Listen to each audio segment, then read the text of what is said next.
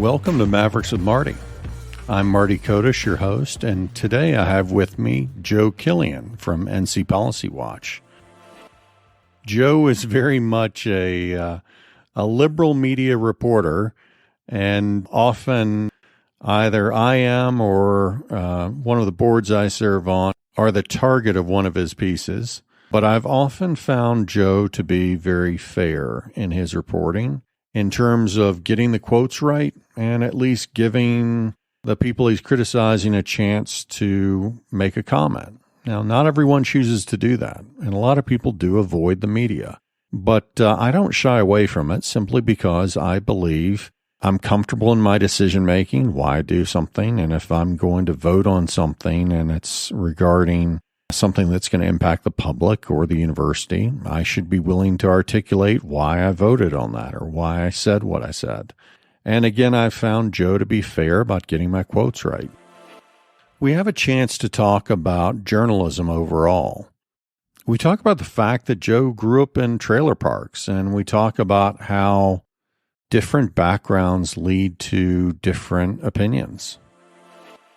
And I had to tell them, that's where I'm from.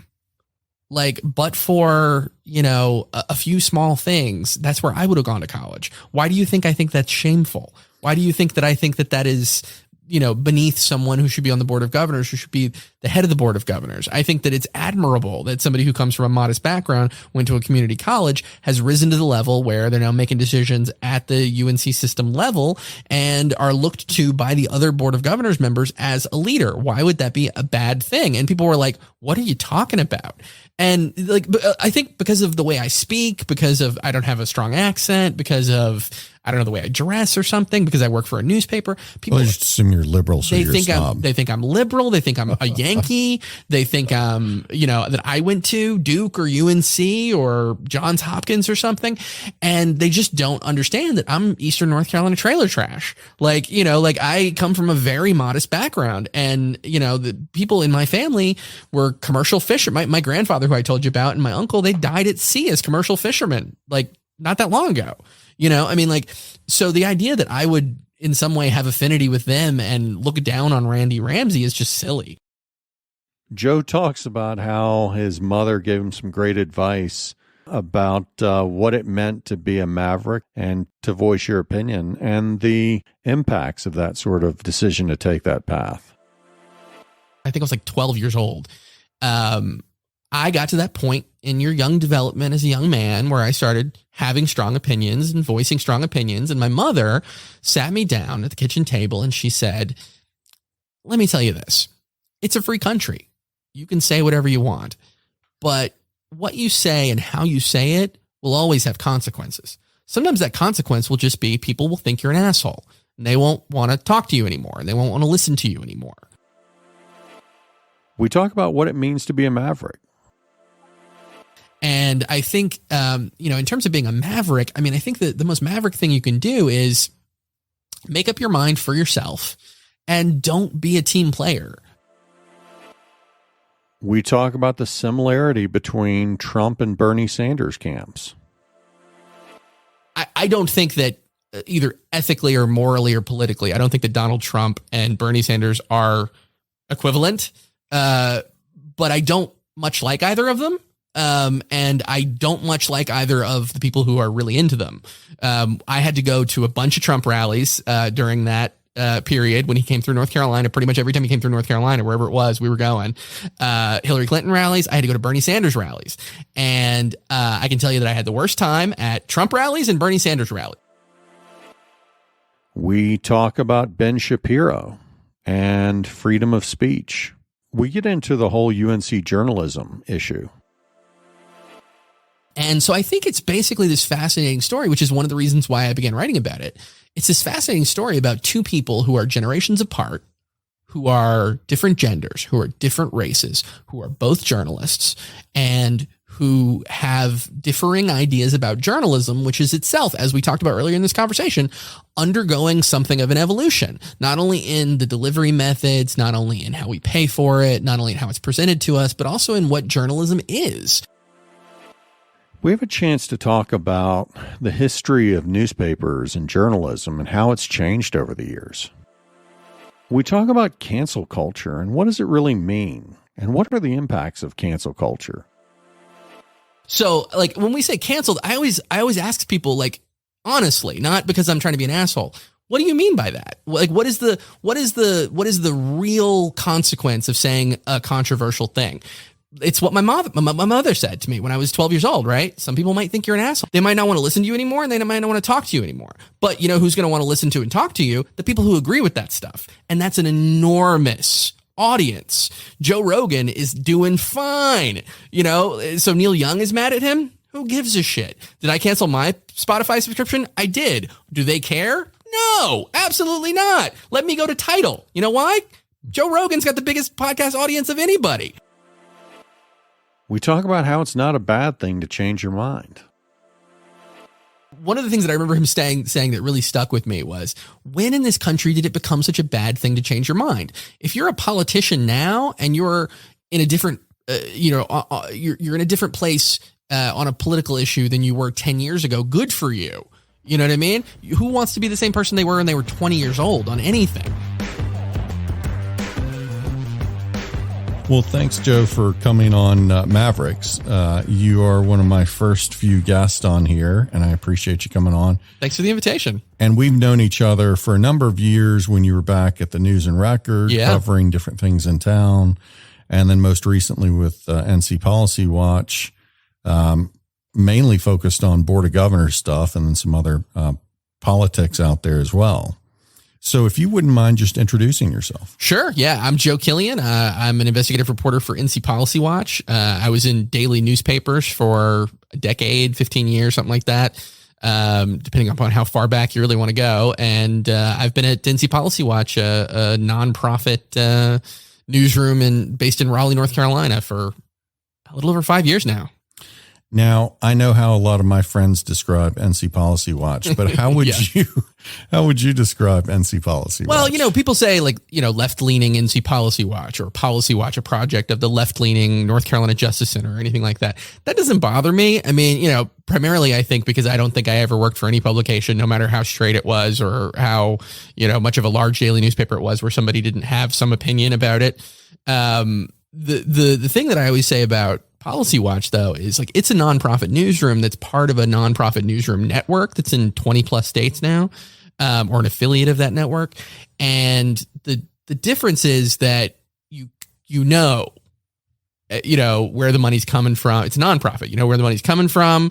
You know who's on the board of directors. You know all that stuff. When I worked for the News and Record had a lobbyist that they sent to Raleigh, but you never heard about that. You didn't hear about it in the newsroom. You didn't hear about it outside the newsroom. But there's no large newspaper that doesn't have a lobbyist, right? And so the idea that the North Carolina Justice Center does lobbying work or sues people for civil rights stuff or whatever, and that we're, a project of the Justice Center, you know, to me, that doesn't much bother me. I mean, if anybody's got a problem with people suing people over civil rights abuses, you know, it's colleagues of mine who are like attorneys who aren't part of Policy Watch but are part of the Justice Center. You know, like for instance, they like sue hotels and motels in areas that have decided that they're not going to rent rooms to Native Americans, right? If anybody's of a problem with that, have a problem with it all day. If you think it makes me part of some left-wing conspiracy, no problem with that either. One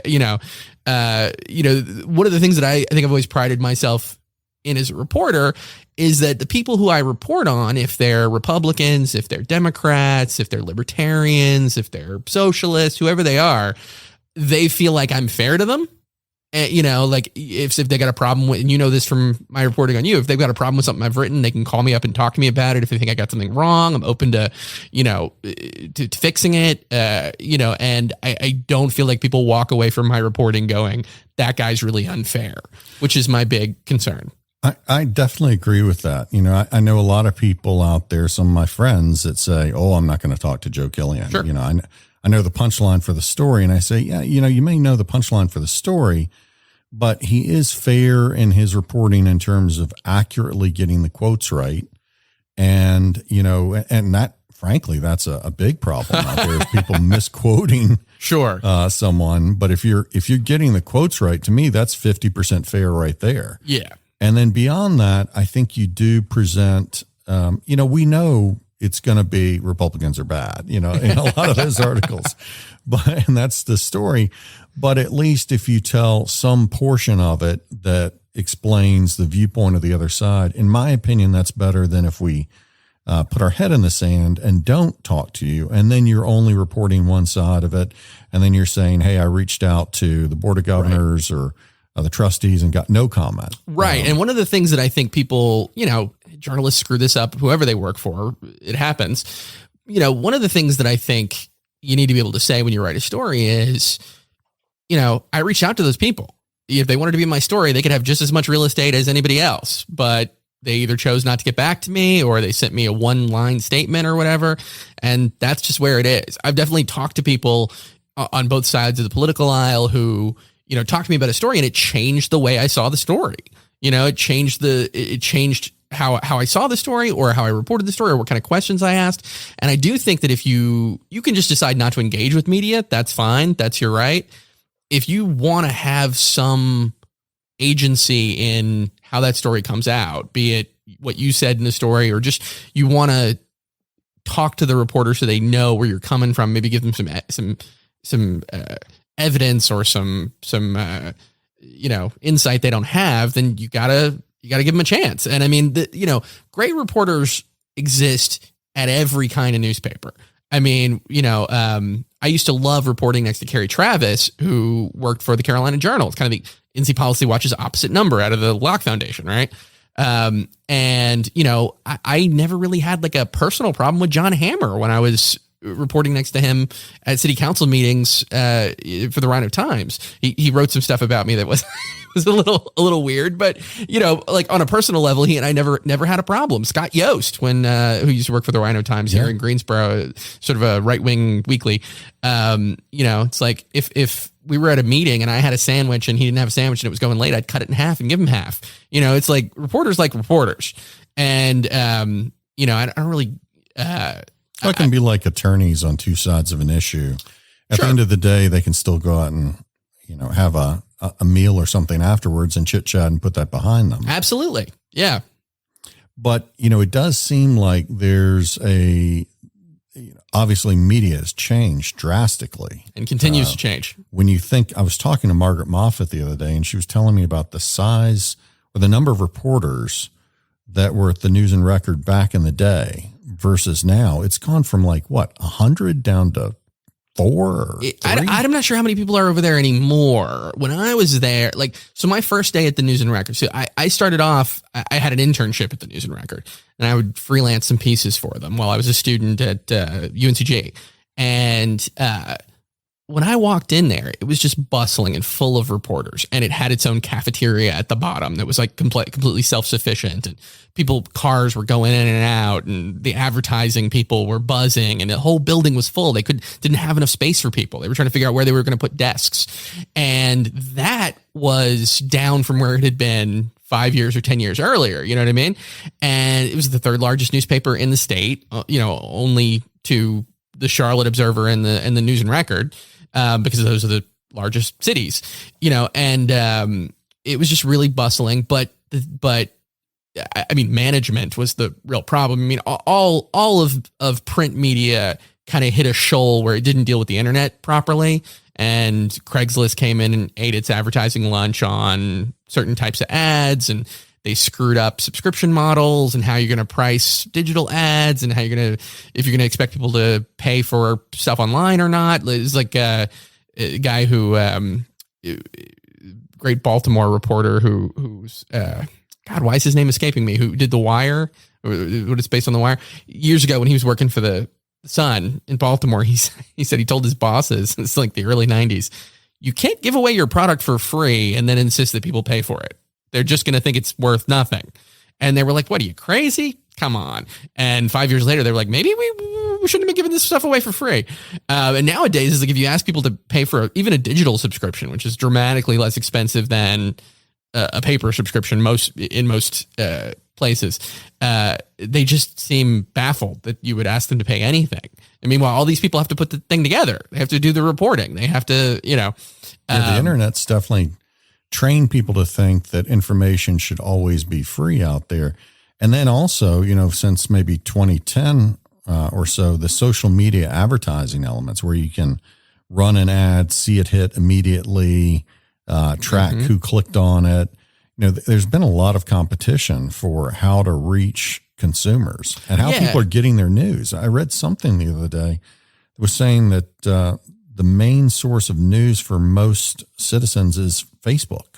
At least it's not TikTok. Yeah. Well, my thing is so I will always have a sentimental place in my heart for newspapers because I came up in newspapers. I grew up in newsrooms. I love the smell of the presses. I like seeing your thing on the front page, but to me, the journalism is important. As long as that continues, I think that's the important thing. And the delivery method is not so important. That might come from being a kid who was just generationally, I remember very clearly a time before the internet, a time after the internet, a time before social media and a time after social media. I think if you've had both of those experiences, you realize that everything is transitory. At one point, MySpace was all, at one point, Friendster was going to be the big thing, and I'm just not opposed to reading something on my phone or an iPad or a laptop. I'm fine with that. I think a lot of people who are running, particularly newspapers, but really all of media, for a very long time, and sometimes people who continue to run that sort of legacy media just have this idea that if they, hold firm and put their hands up, they're going to stop the tide, and that's just not, you just got to move with stuff. And like auto manufacturers in the 70s yeah. and the resistance. And then you're trying to put up tariffs to prevent competition from coming in. But now look where we are. Yeah. And what's really funny is I was thinking about this the other day when I was listening to a podcast. I think it's really funny how now with all the new tools we have and all the new distribution and all that, we're basically recreating what we had in the 30s and 40s. When you think about it, it's like I listen to massively popular podcasts right now. Joe Rogan, Mark Maron, that level of millions of people listening to it. And what are they doing? They're doing their own advertisements. Like people on the radio in the 30s, you're going to love Lucky Strikes, right? Except now it's stamps.com, right? Or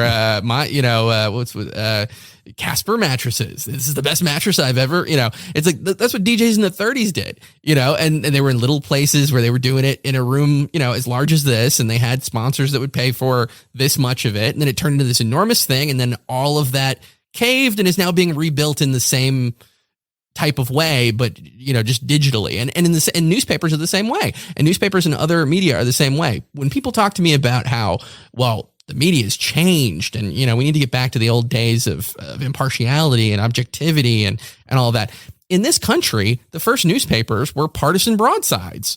We're going to go see Hamilton at the Greensboro at the Tanger Center tonight downtown, my wife and I. And there's a whole song in there about how Hamilton is going to anonymously under pseudonym, essentially slander his political rivals using newspapers, right? I mean, that was, those were the foundations of what we came to think of as journalism, which people tried to teach and practice as a discipline and a science for a small period in journalism's history. But journalism encompasses everything. It's straight daily newspaper reporting. It's long form magazine stuff. It's John Hood and it's Nicole Hannah-Jones. It's, it's Ben Shapiro writing columns for Newsweek. It's, it's Glenn Greenwald and it's, all those things are journalism. None of that stuff isn't real journalism. But hasn't the money and the attention span of the consumer changed significantly where, you used to be able to get paid to do a very thorough investigative piece perhaps. And now, that gig doesn't exist out there as much. I think that's especially changing. Like the News and Record. Yeah. And you're being tasked to cover a whole host of things. And so it's a light touch. It's a short kind of clickbait article. You can't do a deep dive. And so that's very different from when you or Margaret were doing these more kind of hard-hitting investigative pieces in Greensboro, but you might work on it for 6 months. Yeah. Well, at my time in journalism, I'm almost 40 now. So Margaret could talk to this probably a little better than I could because I think she was in the business in a little bit of a different time.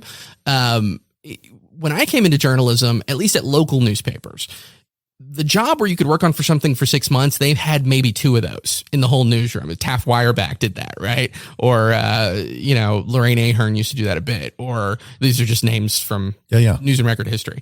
Everybody else was writing dailies. I used to write between 200 and 300 stories a year for the News and Record when I worked there, right?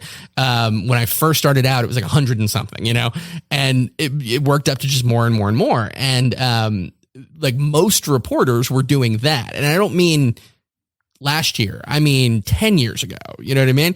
So those jobs where you do that deep a dive, especially for a local newspaper. Now for a magazine, that's different. For the New York Times, that's different. For the LA Times, that used to be different. I think in your local newspaper, having a really good investigative journalist who would put that much effort into it and that much time and be given that many resources to do it has been rare for decades now. But the difference now is things are replacing that. Now there's ProPublica. Now there's, Report for America. Now there's the State's Newsroom Network, which is the affiliate thing that I'm part of. Like, we have reporters who will spend months on things. Why? Because it's not a subscription model. It's not a clickbait model. We don't sell any advertising, So like what we're doing because the people who put money into it believe that it needs to be done and are willing to finance that. And but don't they also believe that these stories will impact elections in the end? I mean, it depends on who it is. I mean, we're part of a 501c3. So if we impact elections or we're trying to impact elections or whatever, we could lose our status. Well, come on. Don't you do that every day? Well, I mean, the people who like Rob Schofield, I think writes commentary, and his commentaries are usually, here's, why this Republican policy is bad or whatever.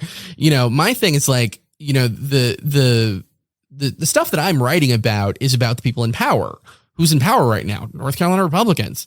I mean, look around in state government. The Democratic Party is almost an also-ran. I mean, the governor is a Democrat and he can veto things right now. And right now there's a slim, by a slim margin, they can sustain his veto. But the people who are sort of like moving policy, people who are deciding what bills move and things, those are Republicans. Policy Watch has a kind of a rich history of destroying Democratic careers too. I mean, the stuff that they did before I got there sent a Democratic politician to jail. Billy Ball, my old colleague Billy Ball, he wrote a story about sexual harassment at the General Assembly that centered entirely on a Democratic politician. So in terms of that, I mean, and my thing is too, I don't care who's a Democrat and who's a Republican. I know that people might not believe me when I say that, but I grew up on military bases and trailer parks, right? My dad was a career Marine. My grandfathers were Navy guys. We went hunting and fishing and, mud trucking and, So where's home? Well, that's a good question. Whenever you ask a military kid that, they go, it's complicated, right? I was born in North Carolina. I was born in Eastern North Carolina. I was technically born in Morehead City, North Carolina, but that's because that's where the nearest hospital was.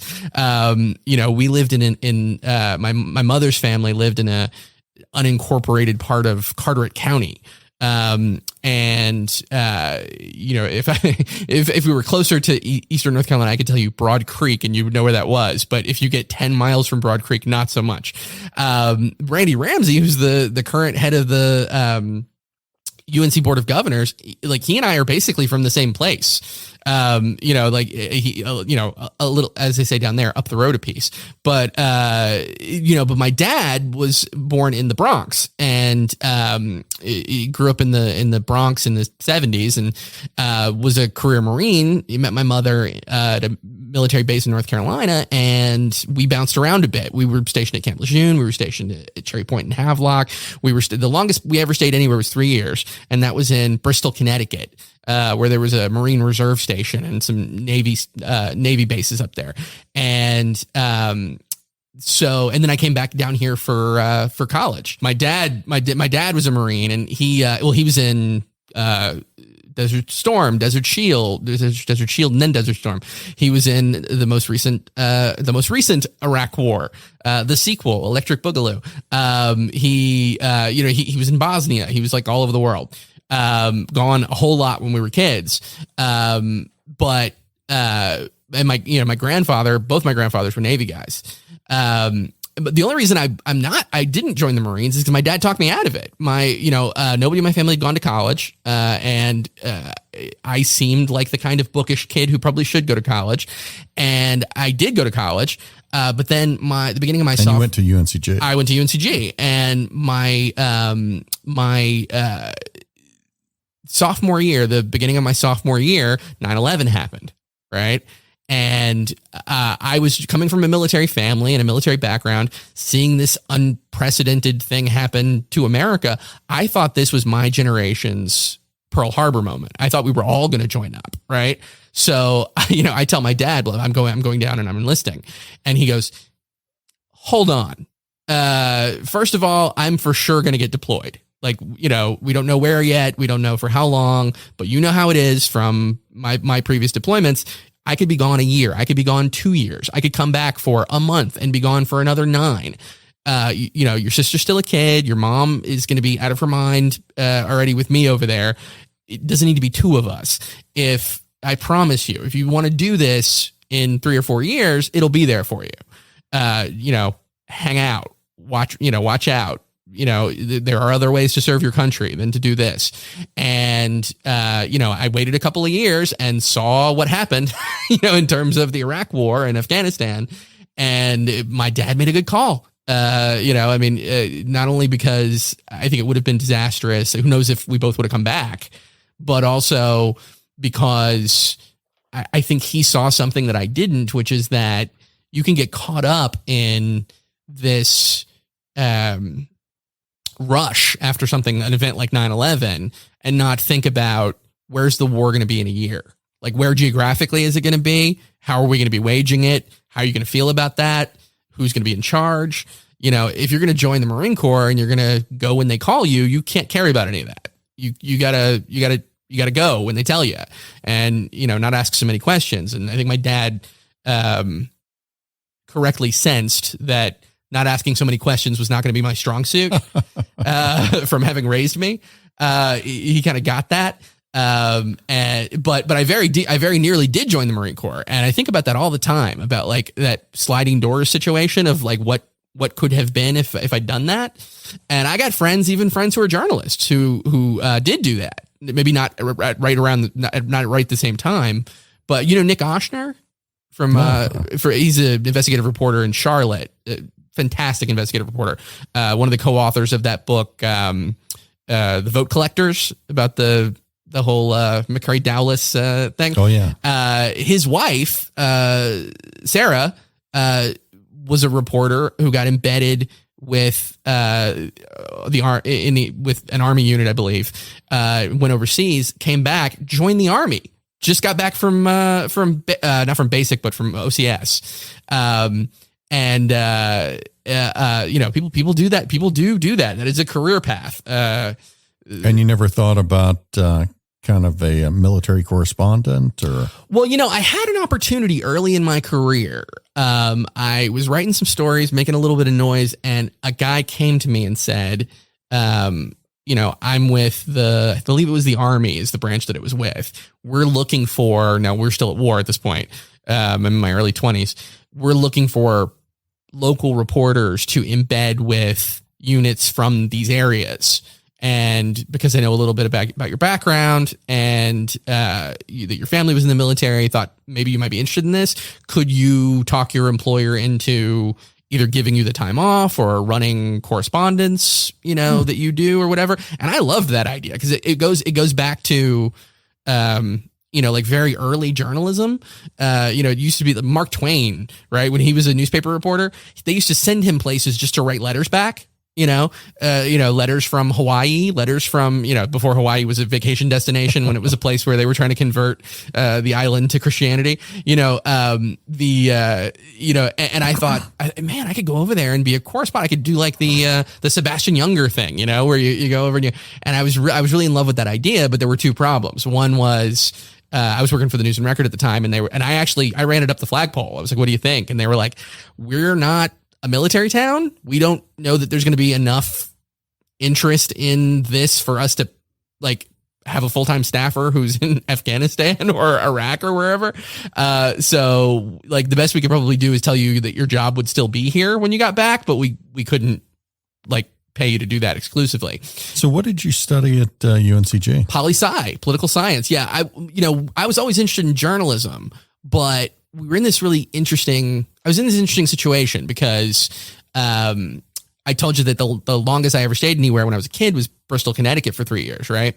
Well, when I was in Bristol, Connecticut, there was a local paper, still exists, remarkably, called the Bristol Press, and they had a program through that paper where they went to high schools, local high schools, and taught kids about journalism.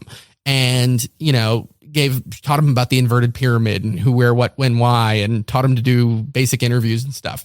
And then they would publish on one page every week stories that these kids wrote about things teenagers would be interested in.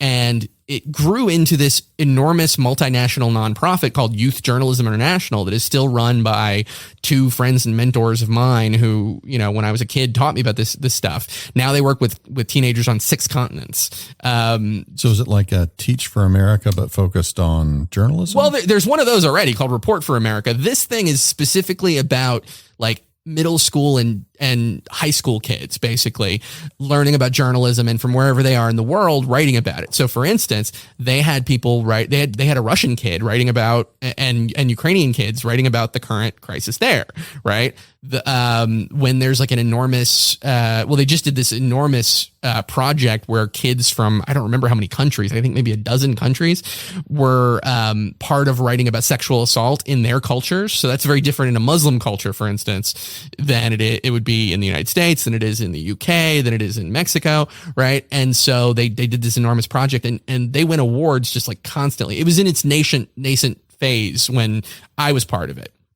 And my wife, who I hasten to say I have not been dating since high school. We had a long Harry and Sally phase where we were best friends but weren't romantic, and then it got romantic later on in our adulthood, in our 30s. But I met her there through that, and she was which high school? I was at Bristol Eastern High School. She was at Bristol Central High School. We were at rival schools, and so we met there, became best friends. And she went off to journalism school and I went off and studied poli-sci. And the way that we determined to do that is that we were both interested in journalism, and we were doing enough work through that program that eventually they let us do small stories in the real newspaper, but when we got licenses and we were 18 and stuff. And they, it's like $40 a story, go out and cover a car wreck or whatever, and stringing is what they used to call it. And something that used to be popular, especially at small town newspapers where they don't have a lot of staff. And so we were both interested in what we were going to do for college. Like, what are we going to study? And we went around the newsroom and said, you're a journalist. What did you study? Do you go to journalism school? Do you not go to journalism school? And it was about 50-50. People who said, go to journalism school. That's what I did. And people who said, well, I studied history because I was interested in history. And then I just worked on my student newspaper and I got an internship at a newspaper. You don't always have to study journalism. You can just do journalism. And I was interested in politics, and my wife, her interest was primarily in journalism. So she took that route and I took this route, and we ended up at the same paper about 15 years later. That's funny. Yeah. She worked in Massachusetts. She went to Emerson College in Boston, where the new dean of the UNC journalism school just came from. I went to UNCG and I studied poli-sci. I was a reporter and then the editor of the paper there. And then I got internships at a couple of different papers, including the News and Record, and ended up getting my first full-time job there. Interestingly enough, when I was in junior high, I did a lot of creative writing. And I thought that my career path would be to be a writer, actually, at that time. Well, thank God you went the other way. I know, right? And then in high school, I wrote for Grimsley's paper and wrote featured stories for that. Do you have any of those? My most popular story was how to get out of a speeding ticket. You're like the PJ O'Rourke of... Actually, it's interesting. The first time that someone called me a maverick was my journalism professor in high school. Hey, that'll do it. Yeah. So it was funny back then, but she, I wanted to pick the stories that people would find really interesting. And that wasn't just what everybody was a lot of them were just covering mundane stories. And so I wanted something that would really pop out there, and that would typically make the front page. And I guess that kind of carried on in life for me. When I'm promoting my businesses, I try and promote things that will draw attention, that will reach the front page. Well, it's interesting because I asked if you have any of those old copies of your high school newspaper, because I think that stuff is like worth its weight in gold. I got friends who have like copies of their old high school. I got some copies of my old college newspaper, but you'd be surprised how relevant that stuff remains. I was just, it was this week. It was on Monday. I went over to UNCG and I saw Ben Shapiro speak at the Fleming. I was there as well. Oh, really? So yeah. So there were like 2,000 plus people. I was told it was capacity was 2,050. I was told, and they cut it off. So it had to be at least that many people.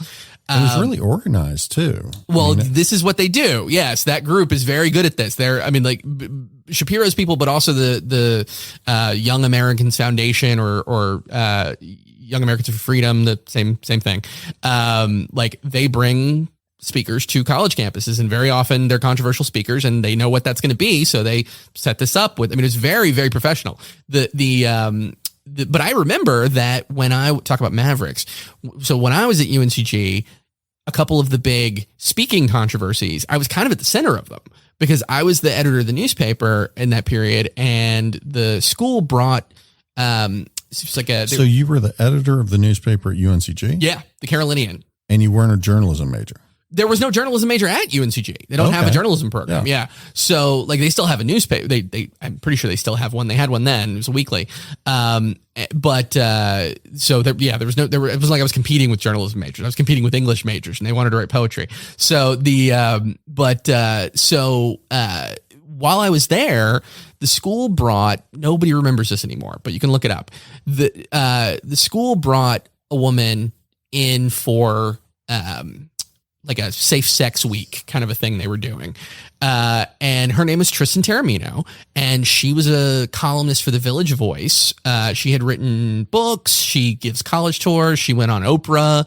She had lectured at like Brown and, Yale and stuff, about like safe sex stuff. But she was also like, heavily into like kink and LGBTQ stuff, right? She didn't mention any of that stuff in her actual speech. Her whole speech was like, here's why you should use a condom. Here's a funny illustration of why you should use a condom. Here's some stuff about your body that you should be aware of. It's good to know your body, stuff like that. People got mad, right? They got so mad. And particularly conservatives on campus were incensed, not only that this is a woman who had written what they thought were dirty books and all this stuff, but it turns out, people should know this. Tristan had appeared in and co-directed some porn. Some pornography. Like as part of her whole sex ed thing. This was better, safer sex practices stuff. And they were so mad about it, right?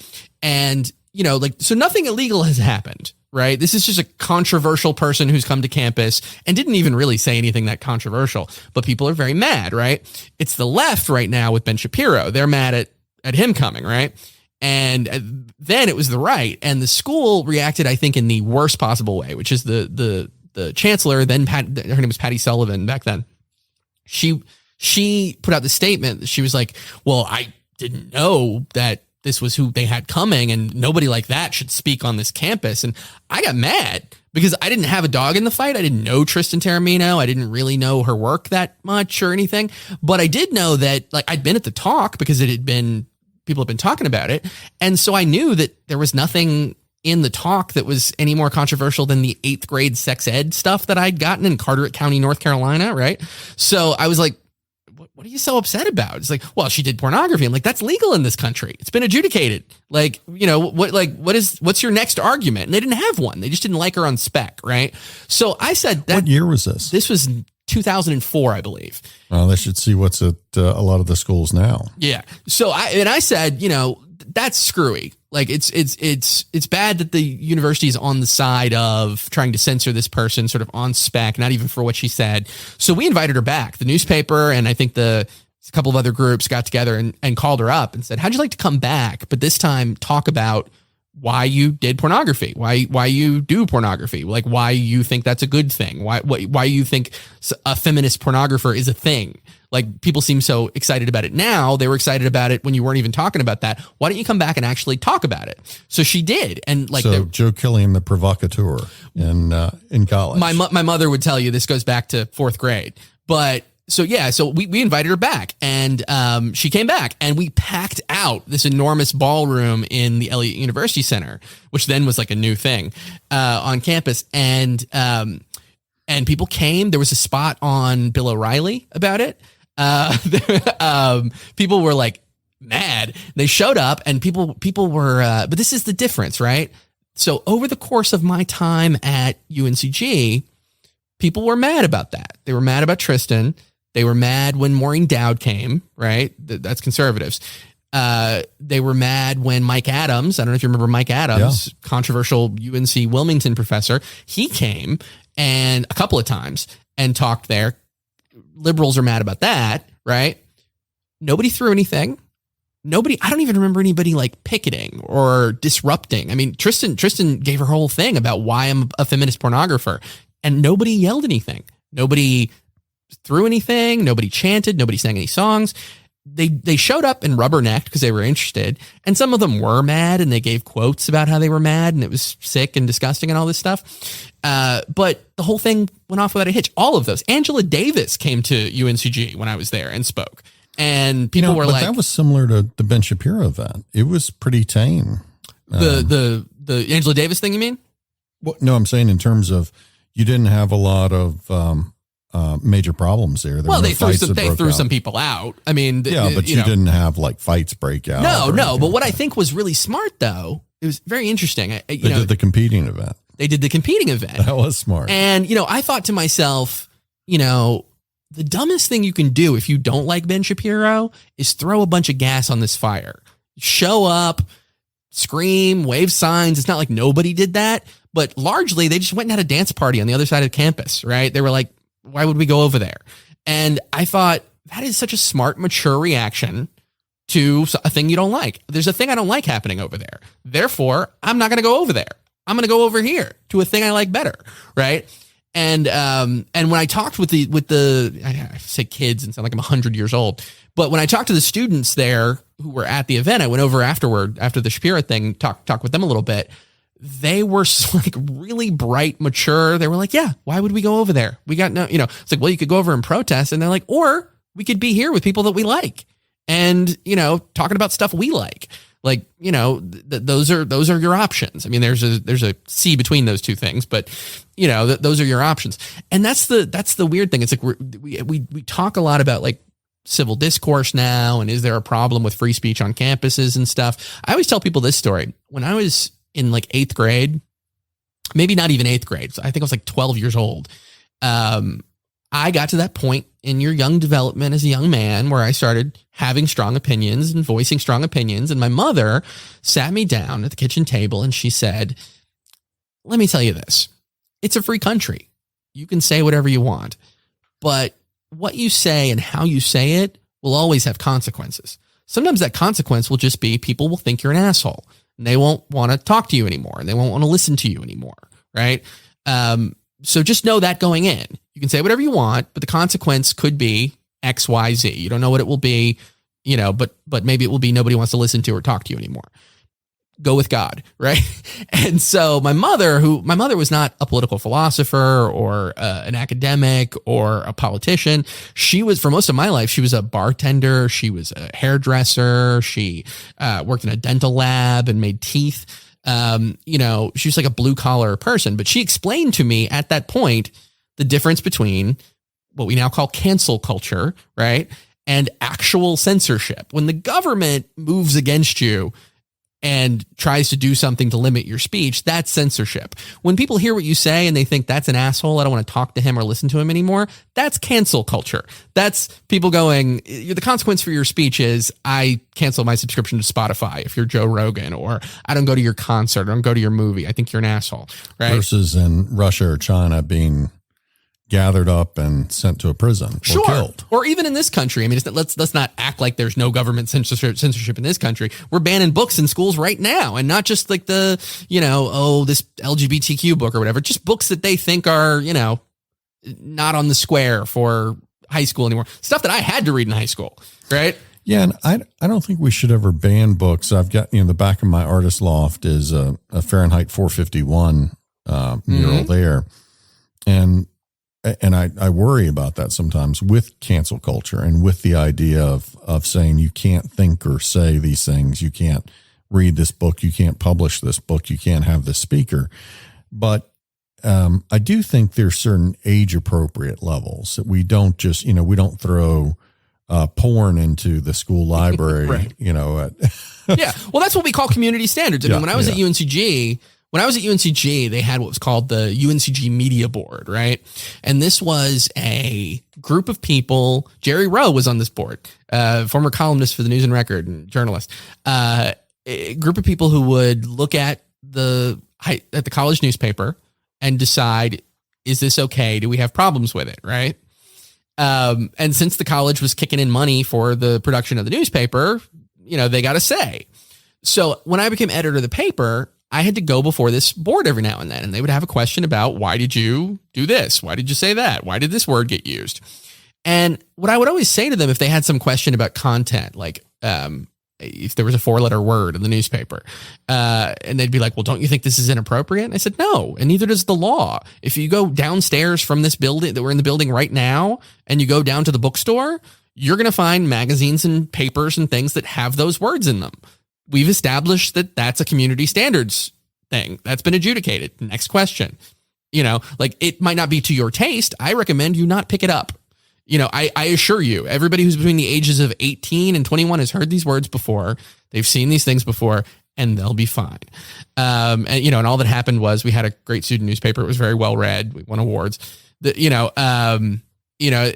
I agree with you that there's like community standards, but I also think that you have to be wary of making the community standard the most conservative possible rendition of this, right? Like Ben Shapiro, I was actually pretty impressed with that, not only with the way that the event was carried out, but also by the way he handled himself. Like, I disagree with almost everything he said, he and I don't agree on many, if any, political issues. But one of the things that was impressive to me is that he kept his cool. When people screamed profanity at him, he had a joke ready, because if you do this often enough, people scream at you, and you have some jokes ready, and all of that. But also that when, the thing that hit me is that I understand where he's coming from, because if I was a conservative Orthodox Jew like Ben Shapiro is, and is open about that informing his social and political philosophy, I also would be upset with some things in the culture. But I don't think that we can have a culture wherein the majority is dictated to by the religious and social taboos of the most conservative. Neither should the people who are, the most out there be deciding, you know what I mean? So that's, I think, that's also where the Constitution is. So I'm not alone in that. But that is the thing that always bothers me. It's like that Tristan Taormino example I gave, right? It's like, if you don't like Tristan Taormino's book, don't read it. If you don't like her movies, don't watch them, right? I think that's an adult response at a place that is, nobody here is under 18. Everybody here can legally read or watch any of this stuff, or choose not to. Like, when you treat people like children, that's. Well, I think a lot of this goes back to people want a punching bag. Yeah. They want an enemy. They, and when they can vilify someone and demonize them, then at that point they feel like they can do or say anything, like the guy that was commenting on Ben Shapiro's sister, and so I might have missed that. What? Yeah. That's actually a big trolling thing they do. Did they do that at the event and I just missed it? Or? Yeah, they did it at the event. Oh, see, a lot of that I couldn't hear because the acoustics weren't great. Sorry about that. It was hard to hear. Yeah. And actually, they've got the gymnasium, they've got a recording of it. I saw, yeah. So it's an hour recording, and on that, you can hear a lot more of what was said. I had the same issue. I couldn't hear some of what they were saying. Plus, he speaks really fast. People say I speak fast. Nothing is compared to Ben Shapiro. Yeah. I found it hard to sit there and listen. If I were sitting there giving his 20-minute speech, it probably would have been an hour. Yeah. Because he was so fast. But I did appreciate that he made it through all that kind of canned speech. And he had some elements that weren't, but most of it was, stuff he said before. Yeah. But then when he got to the Q&A, he had to think on his feet about every single question that was asked. And actually, I was talking to Mark Walker the other day, and that's one of the things that concerns me when politicians, and I won't name names, politicians won't show up and go to a debate, because then it shows that maybe they can't think on their feet. That's not everybody's strength. Although I will say this, over the course of the last, 3 or 4 years, I have been asked to do more public speaking. I've spoken at the journalism school at UNC. I've spoke at Duke not that long ago, 2 weeks ago. Next week, I'm going to talk to a journalism class at San Francisco State University. I am moderating a panel at the Greensboro Bound Book Festival, the literary festival. And it's just become a bigger part of what I do. And I remember years ago going to Elon University and seeing Ben Bradley, the sort of legendary editor of the Washington Post during the Watergate saga. He had a canned speech. He had kind of note cards or whatever, but he got to the podium and he realized he left his glasses at the hotel, and he went, damn, I left my glasses at the hotel. Let's just do questions. Questions are the best part anyway. Let's just do questions. And he did questions for an hour. Right. And he was thinking on his feet, but what was true of Ben Bradley is also true of Ben Shapiro, and is becoming true of me too, which is if you speak in front of enough crowds and you do enough Q&A, you kind of know what's coming. People are going to ask you the same questions over and over again. You will have had time to think about it. Some people will be rude. Some people will be fawning, and you'll be able to react to it. I do think that Ben Shapiro handled the Q&A part particularly well, much better than the canned speech part, because he spoke so quickly. But the other thing that I had two other thoughts. I thought, number one, this is a guy who has a lot of experience doing this. He's done a lot of these dates. He's done a lot of them at colleges. The other thing is, it's real easy to look like you're 7 feet tall when you're playing against third graders. You know what I mean? 19-year-old kids were getting up and saying things, and he was dunking on them. And I'm like, yeah, you can do that when you're, my age, which he is, and you went to Harvard, which I did not, you coming in and intellectually dominating a bunch of 19 and 20-year-olds is real impressive. Anyone could have attended the event. Yeah, for sure. Send up your best to kind of, right. You could have gone up and asked a question as well. Yeah. But I don't know that I would. I don't know that I would, just because I don't have questions for Ben Shapiro. I recognize that his worldview is very different from mine. And I also think that if I had been raised in the environment that he was raised in, I might have that worldview. But didn't you find his Trump comment surprising? I was surprised. No. I was actually very pleased to hear it. Yeah. For people who didn't hear this or didn't go and watch the video, he said that he thinks it would be a mistake for the GOP to nominate Trump because he comes with, I believe he said, a 747 full of baggage. Exactly. And that instead they should, and it would become a referendum on Trump. Right. And that if it's a referendum versus a on referendum Trump, on Biden. Exactly. And the only way that you do that is to send somebody new. So then it's a referendum on Biden. And he suggested it should be DeSantis from Florida, which is now Ben Shapiro's home state. And I thought that was a very smart comment, but I didn't expect him to make a stupid comment about that for two reasons. One is that everybody knows there's kind of a civil war happening or domestic disturbance happening within the Republican Party right now. And people like Ben Shapiro, who skipped 2 grades in school and then went to, and went to Harvard Law School, right? Those are not the favorite conservatives of people who love Donald Trump. You know what I mean? If you go to a Trump rally, I don't feel like they're there for the sparkling wit. They're not there for Trump's ability to, as Ben Shapiro did, call up data from studies and give you percentages of suicide risk and things like that. Trump's not going to do that. He's going to say dumb, offensive things, and people are going to go, USA, USA. That's been his shtick all along. Have you ever seen the movie Idiocracy? Oh, yes. So it's Absolutely. like that when they're going in and they're using all the just easy jabs. Yeah. And I think, that red meat, the easy jabs are, both sides. Like When in 2016, I was at the News and Record and a daily newspaper, and I got sent to the Democratic National Convention in Philadelphia. They sent a different reporter from the Winston-Salem Journal, sort of the sister paper, to the Republican National Convention. And when I was there was this enormous tension in Philadelphia over what's Bernie going to do, right? Because Bernie had some delegates, right? And those delegates wanted Bernie and nobody but Bernie. I'm sure that that's true right now if you talk to a bunch of them, right? And so I talked to some of them at the hotels and at the convention, and they were like, nah, it's got to be Bernie. It's got to be Bernie. By then, everybody knew it was Hillary Clinton, right? So, including Bernie Sanders. And I got invited to this breakfast where Bernie Sanders was going to address his delegates. It was this breakfast, and he got up there and he said, my friends, it's not going to be me this year. It's going to be Hillary Clinton, and we have to unite as a party and defeat Donald Trump, right? And they booed him. Good impression. They booed him. They booed their own guy. They booed him, right? And they were mad. And the same thing happened later on when Bernie Sanders did an online event with Joe Biden and said, guys, it's going to be Joe Biden. We got to stop Trump, and and like, if you look in I just took a picture. I took a picture of this when it happened, and it came up today. So it was like today, 4 years ago or whatever, in Facebook.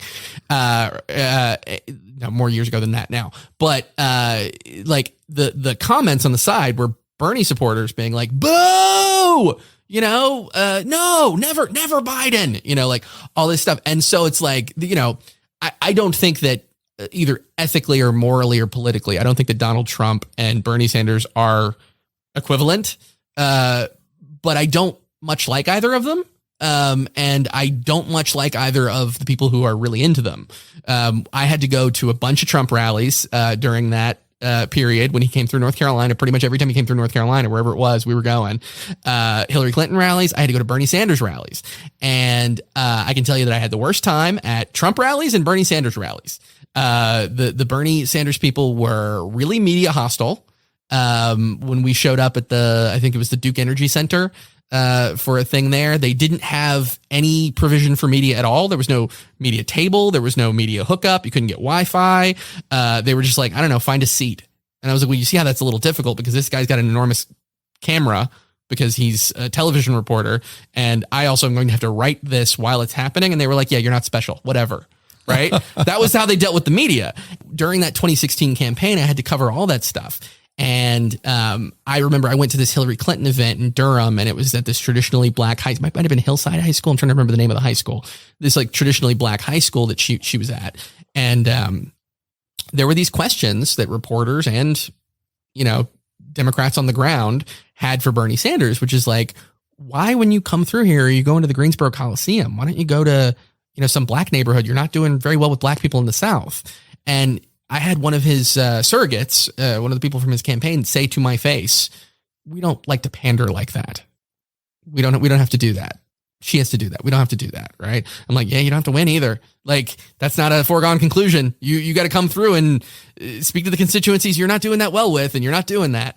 And Mark Walker had a great comment the other day also, where he was saying, he was talking about why he spends time in different areas. Mm-hmm. And his feeling was, if you're comfortable with your message, why wouldn't you go out and talk to other people and have that dialogue and learn what they're thinking, and in turn, tell them what you're thinking in a conversational, non-threatening way. Yeah. You also got to have the skills, though. That's the thing. Yeah. There's some people that don't have that, where, they want to be in their echo chamber. They can't handle conflict, or when they do, it just becomes like, well, let me just beat them up and just be very aggressive. 100%. And it takes a different skill set to find that common ground. Or like with Ben Shapiro, I think he found some common ground with people, but he also was just kind of, doing a little fencing and dancing around them. Yeah. There's with Ben Shapiro, what strikes me is he's obviously a really smart guy who really has rhetorical skills. And if he was interested in building bridges, he might be able to build bridges. I think he's primarily interested in like being right and being a provocateur. I mean, you could also get up there and say all the things he said about transgender people and how you think that they're mentally ill and that they're potential child molesters and all this stuff. You can say all of that stuff if you wanted to, and also figure out the best possible way to put a spin on that would get some people who are in the middle or not so sure or whatever. But instead he gets up there and he makes jokes about the LGBTQ plus minus divided ampersand community and, and all this stuff. And when he meets transgender woman, he calls her sir, right? Like that shit. And it's like, that's like, he's interested in offending people, A, because he thinks those people should be offended, and B, because he knows people who like him will love that shit. Right. Now, I was surprised when someone asked him basically, why are you doing this? Mm-hmm. And his answer was, he said, it's one of the more controversial topics out there. And if you say basically the things he's saying, you could be canceled or trolled out there. Mm-hmm. As evidenced by how canceled he's been, as evidenced by how canceled Dave Chappelle has been, right. As evidenced by how canceled Mel Gibson has been, as evidenced by, Well, but I think for most people it would be, right? I mean, most people anybody. So let's say you started making these comments out there. I think, you might get canceled pretty quickly and not have a job in reporting. Let's interrogate that. What do we mean by canceled? Do you mean that I'd lose my job at Policy Watch? Well, or possibly in journalism overall. There are people who work for Carolina Journal right now who say that shit. Like, okay. Yes. Well, you'd have to. Right. Or I could work for the Daily Wire. I could, if I'm Dennis Miller, for instance, a name to conjure with at this point, but a real big comedian of my youth. Right. And I undergo a political transformation where now I'm saying a bunch of conservative stuff that I wouldn't have said 5 years ago. Do I get canceled? Dennis Miller's doing fine. He's doing different things, but he's doing fine. He's still a millionaire. He can still sell out wherever he plays. Dave Chappelle gets up and says his shit on Netflix, right? Yeah. What do? They pay him tens of millions of dollars and they give him another special. He wins awards. People give him standing ovations. Or South Park. South Park. Sure. How many different groups is South Park offended? Absolutely. Yeah. So like when we say canceled, I always ask people, like, honestly, not because I'm trying to be an asshole. What do you mean by that? Like, what is the real consequence of saying a controversial thing? It's what my mother said to me when I was 12 years old, right? Some people might think you're an asshole. They might not want to listen to you anymore, and they might not want to talk to you anymore. But you know who's going to want to listen to and talk to you? The people who agree with that stuff. And that's an enormous audience. Joe Rogan is doing fine. So Neil Young is mad at him? Who gives a shit? Did I cancel my Spotify subscription? I did. Do they care? No, absolutely not. Let me go to Tidal. You know why? Joe Rogan's got the biggest podcast audience of anybody, right? Or I'm trying to think of the other examples Ben Shapiro's a great example, right? I mean, like, that's his shtick. That's his audience or whatever. But is he playing to niche audiences? No, he's writing New York Times bestselling books. He's got an enormous podcast. His YouTube channel's got like 4 million subscribers. He's got almost 4 million Twitter followers, right? He's doing fine. I'm not, Yeah, and I do think, there's some people out there that have used this. They're, again, a provocateur to an extreme, and they're saying things to really just rile up the other side out there. I think most of us, myself included, are more hospitable and don't go out there, each day thinking, how can I piss somebody off or really go after them? And to the extent I can accommodate someone, then I certainly want to. And I don't, I wouldn't choose if someone identified a certain way and they wanted me to speak to them in a certain manner. I don't have any problem with that. It doesn't hurt me one bit. Right. So, good for you. I can do that, or I can accommodate someone in a different way. And it's, I think there are certain civilities out there that can be afforded. And I think some of the civilities, both on the right and the left, are going away, and it's just hostilities. What was your family like growing up? You grew up around here, right? Yeah. So were they conservative, or was it my mix? My grandfather's from Greece, from Saloniki. Kotis. Yeah. There we go. Kotis. Yeah. Got shortened pretty substantially when he came over. Was in the restaurant business, and my dad went to high school, did not go to college. My mom went through college at UNCG and master's program. as an accompanist. Back when it was the women's college, I'll bet. Yeah. And, and she taught some at A&T. She was one of the founders of the Music Academy in North Carolina. And so I've had a lot of different people from a lot of different backgrounds around me. You think some of my close friends in junior high were Ken Jung, the comedian, was a good friend of mine, and James Cheek. And so I've always surrounded myself with people that I like, and it doesn't matter their demographic or their financial status. It's just, do I think they're nice people to be with? I think if you're lucky enough to come up that way, it's an enormous advantage, because when I was a kid, I didn't always feel like it was an advantage. So I grew up in most of my young life in Eastern North Carolina, right? I grew up in trailer parks. I grew up on military bases, and I grew up in trailer parks that were on military bases. That's where we lived. And, my mother's people were commercial fishermen and Navy folks, some of them virulent racists, who are from down east North Carolina, and they don't want any dark people in that area, and are open about it.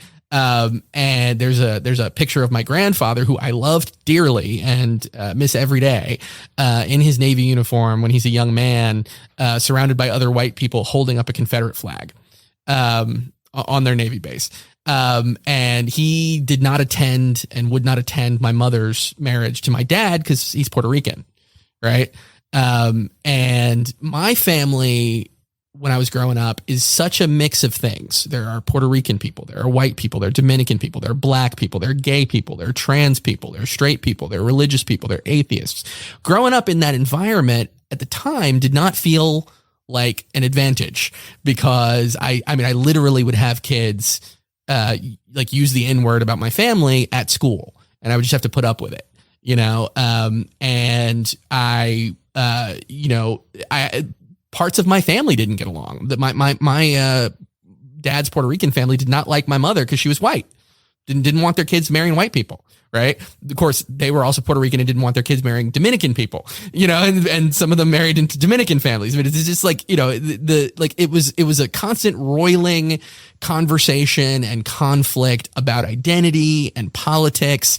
There were people who were strong Republicans, people who were Democrats, people who didn't really have a political affiliation, probably didn't vote their entire lives, and growing up like that, I think was an enormous help for me being a reporter, because when I talk to somebody like Mark Walker, who I've had to talk to many, many times, like, he and I have political differences, and we might have religious differences and things like that. Doesn't bother me. I grew up with that my whole life. I could sit down and have dinner with Ben Shapiro tomorrow, right? We disagree strongly. I mean, my best friend is a trans person. I got trans people in my family. He thinks that they're mentally ill and that they shouldn't, they're part of a social contagion, and, and all this stuff. I could sit down and have a meal with him tomorrow, no problem, and talk about all sorts of other things. But there are two things at play here. One is that I was raised in a really diverse, family and environment, and I experienced that conflict growing up, and I'm not afraid of it. The other thing is it's low stakes for me because I'm not a trans person. Yeah. And I think also, when you're in a sheltered environment or in a bubble out there, whether it's a certain background you came from or another, and you only are exposed to one viewpoint, I think that's a problem, because then you aren't comfortable being around other viewpoints and having that discussion. I think two things make people comfortable in potentially contentious situations. One, they can have a level of civility and have some manners around other people, and not just jump to, they disagree with me, let's go slap them in the face, right? Mm-hmm. And then the second is they're knowledgeable about their topic. And so they don't feel that, I think sometimes when people don't know enough about something, that's when they jump to quick jabs and base insults instead of, debating the topic, because if you know what you're talking about, then you can have that conversation. You're not rattled. I think that's true. By it. But when you have when you're not exposed to a lot of different viewpoints, then when you're around something new, and if you're around viewpoints where they vilify someone with a different view, I think that just results in more of this conflict out there. And that's one of the reasons that I'm concerned in the university system right now, that we're there's a resistance, like Brian Clary writing an article saying Ben Shapiro shouldn't come to campus because I think that was Sayaka. Oh, was it? Okay. Yeah. But yeah, they published that. Yeah. So, attacking a speaker for coming and saying, we don't want a different viewpoint here. What they're saying is violence. Well, no, it's not. I mean, there are words that incite violence, and then there's things that you disagree with that you say it could be harmful to someone's psyche if they're saying that. And I get that some people could take what he's saying and say that could result in trans folks having a more difficult path or not being accepted as much. So I get that part of it. I wasn't a huge fan of that whole line of commentary. I'm not standing up clapping about those sorts of things, but that's not really my bent. I'm more, fiscal conservative and libertarian. In my mind, if people want to live their lives however they want to live their lives, great. Don't infringe on mine, and I don't want to infringe on yours. Sure. Yeah. And it's like, I know Sayaka a little bit. We're not like best friends or anything, but she went to UNCG. I went to UNCG. We're years apart. Obviously, she's much younger than I am. And when I read that, I had two thoughts. I don't agree with this. Like, I don't agree that the university, for practical reasons and also for philosophical reasons, I don't think the university should have prevented him from speaking on campus. First of all, I don't think that they can. Like, they would be in enormous legal trouble if they said, because of your political viewpoint, we would like to not have you on campus. We're going to bar you from being on campus. I mean, that's been adjudicated. That's not on the table anymore. Like, unfortunately, most of the UNC schools right now are a green rating from fire. Yeah. And probably I think there's only 3 that are yellow that are all working towards green. So, right. That's a great thing in my opinion. I don't have to agree with what someone else says. Yeah. But at least I'm not going to go worry about trying to shut them down. But the interesting thing about that is when I read what Sayaka had to write in Triad City Beat about Ben Shapiro, I thought, I don't agree with this. I didn't agree with it when I was at UNCG. Like, what happened when I was at UNCG is when people were upset about Tristan Taormino, I thought, how silly, why don't you come and listen to what she has to say? And when Mike Adams came, and people were upset about Mike Adams being there, I said, how silly, why don't you come and see what he has to say? Which I did. I sat through Mike Adams's lecture. I talked to him afterward. And that's kind of the same way I felt about Ben Shapiro. It's like, because I've heard bits of him and seen him on television and read things he's written, I had a strong sense of what he had to say. And it wasn't like I was like, I wonder what this is going to be. I kind of knew what it was going to be. But it's different to go there and see the people who are there, see why they're there. I described the audience as diverse on Twitter, and people got mad because they're like, look at these pictures. It's mostly white people. And I was like, yeah, it is mostly white people, but it's diverse in terms of age. It's diverse in terms of ideology, because I stuck around and talked to people, and there were a bunch of people who were like, I don't agree with anything this guy said, but I had to come and listen. Right. And people who were like, he's great, we love him. Right. Like, that's a type of diversity. And it was actually more racially diverse than I thought it was going to be. I mean, like, I would say, like, I don't know, I wouldn't want to be wrong about this, but a number of the speakers who got up there and asked him questions were black. Right. And I thought this could be an all white room very easily. Right.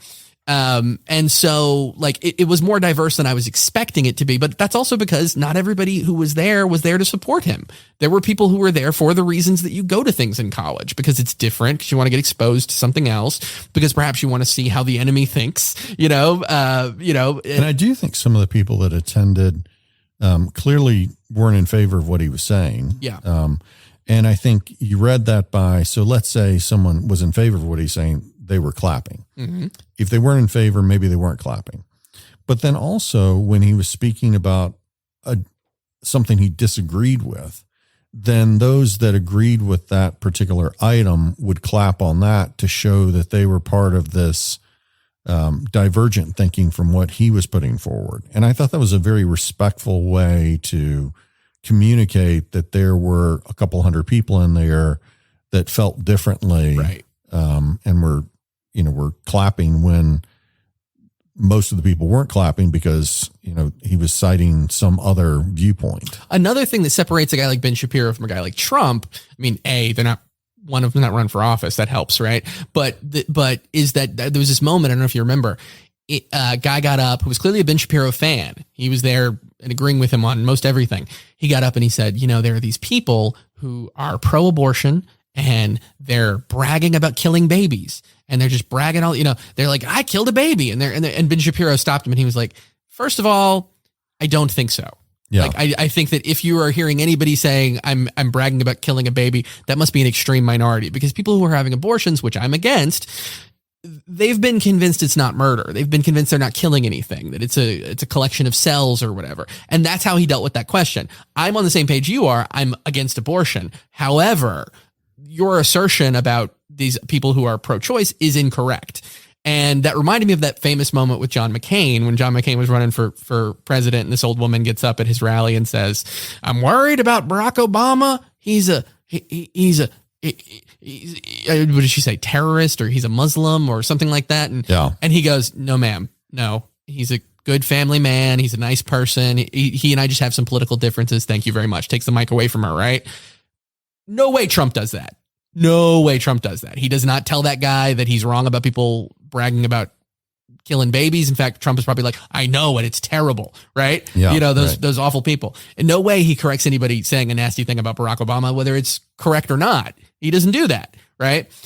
So, like, I think that Ben Shapiro's intellectual honesty in that moment, there are things about which I think Ben Shapiro is not particularly intellectually honest, but in that moment, I think he recognized that it's going to be bad for me, bad for my position, bad for everybody if I let this person say this thing that clearly isn't true. We're taping it tomorrow. People are going to go, "What thing? Why did Ben Shapiro allow that to happen? Why didn't he disagree with it or whatever?" So he wins some points with people who are, maybe not on his exact page, by at least saying the craziness that you're saying is not accurate. Here's the accurate thing you should be saying in order to be anti-abortion and win. And I think he also acknowledged when people were asking him questions where they were disagreeing with him, if they had a valid point, he conceded that rather than pushing back on everything that they said. Right. And again, I think that's just more intellectual honesty. I don't view it as strategic or marketing wise. I think he's just intellectually honest. And if he feels a certain way,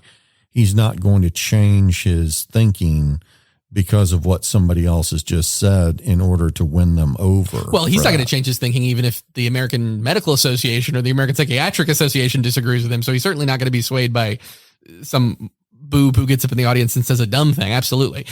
But I think that people who are, it's back to what you said. Like, if you have confidence in your worldview, and if you have confidence in your intellect, and you have confidence in your knowledge of something, you're a lot less likely to just go with the flow or get defensive or do a dumb thing that will make you look like you're less in control when you're giving a speech, answering a question, things like that. I mean, the other thing is, and this is like, I think a thing journalism has taught me over and over again, which makes it a healthy thing for me, journalism.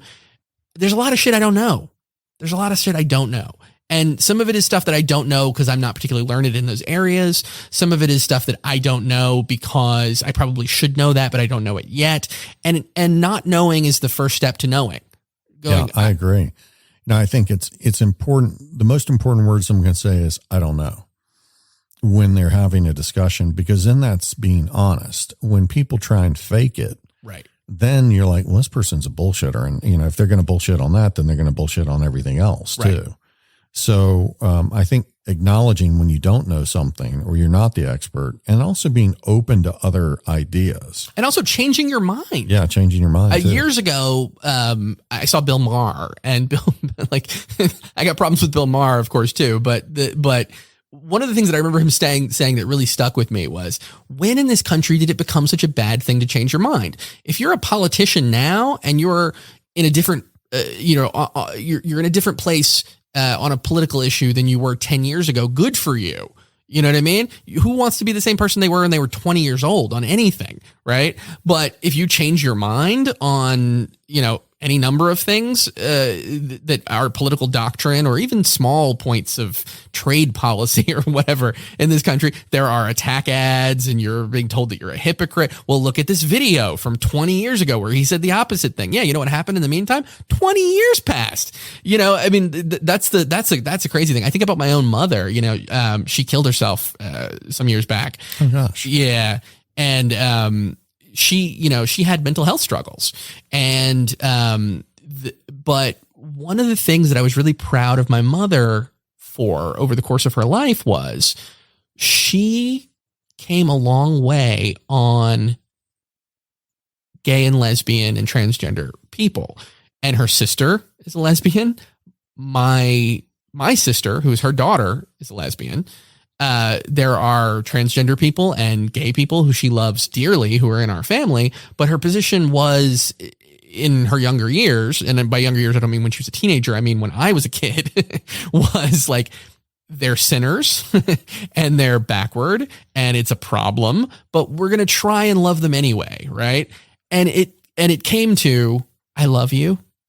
I love that you love this person. I've watched this relationship that you have with this person last for years and years and years while I myself have gotten divorced, while other people have gotten divorced. You're raising healthy children together who turn into stellar adults.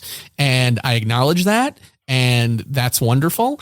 And but it took her years and decades to get there, but she got there. She moved. And I think that, demonizing that, turning, like, I had experiences, I met people, I thought about things, the society changed a little bit, and I decided maybe I was wrong 5, 10, 15, 20 years ago, is okay. It's laudable. I'm not where I was on any number of political issues when I was 18, 19, 20 years old. Now, unfortunately, I was writing columns back then, so you can look them up and see how wrong I was. But that's what Lou Reed called growing up in public. But I'm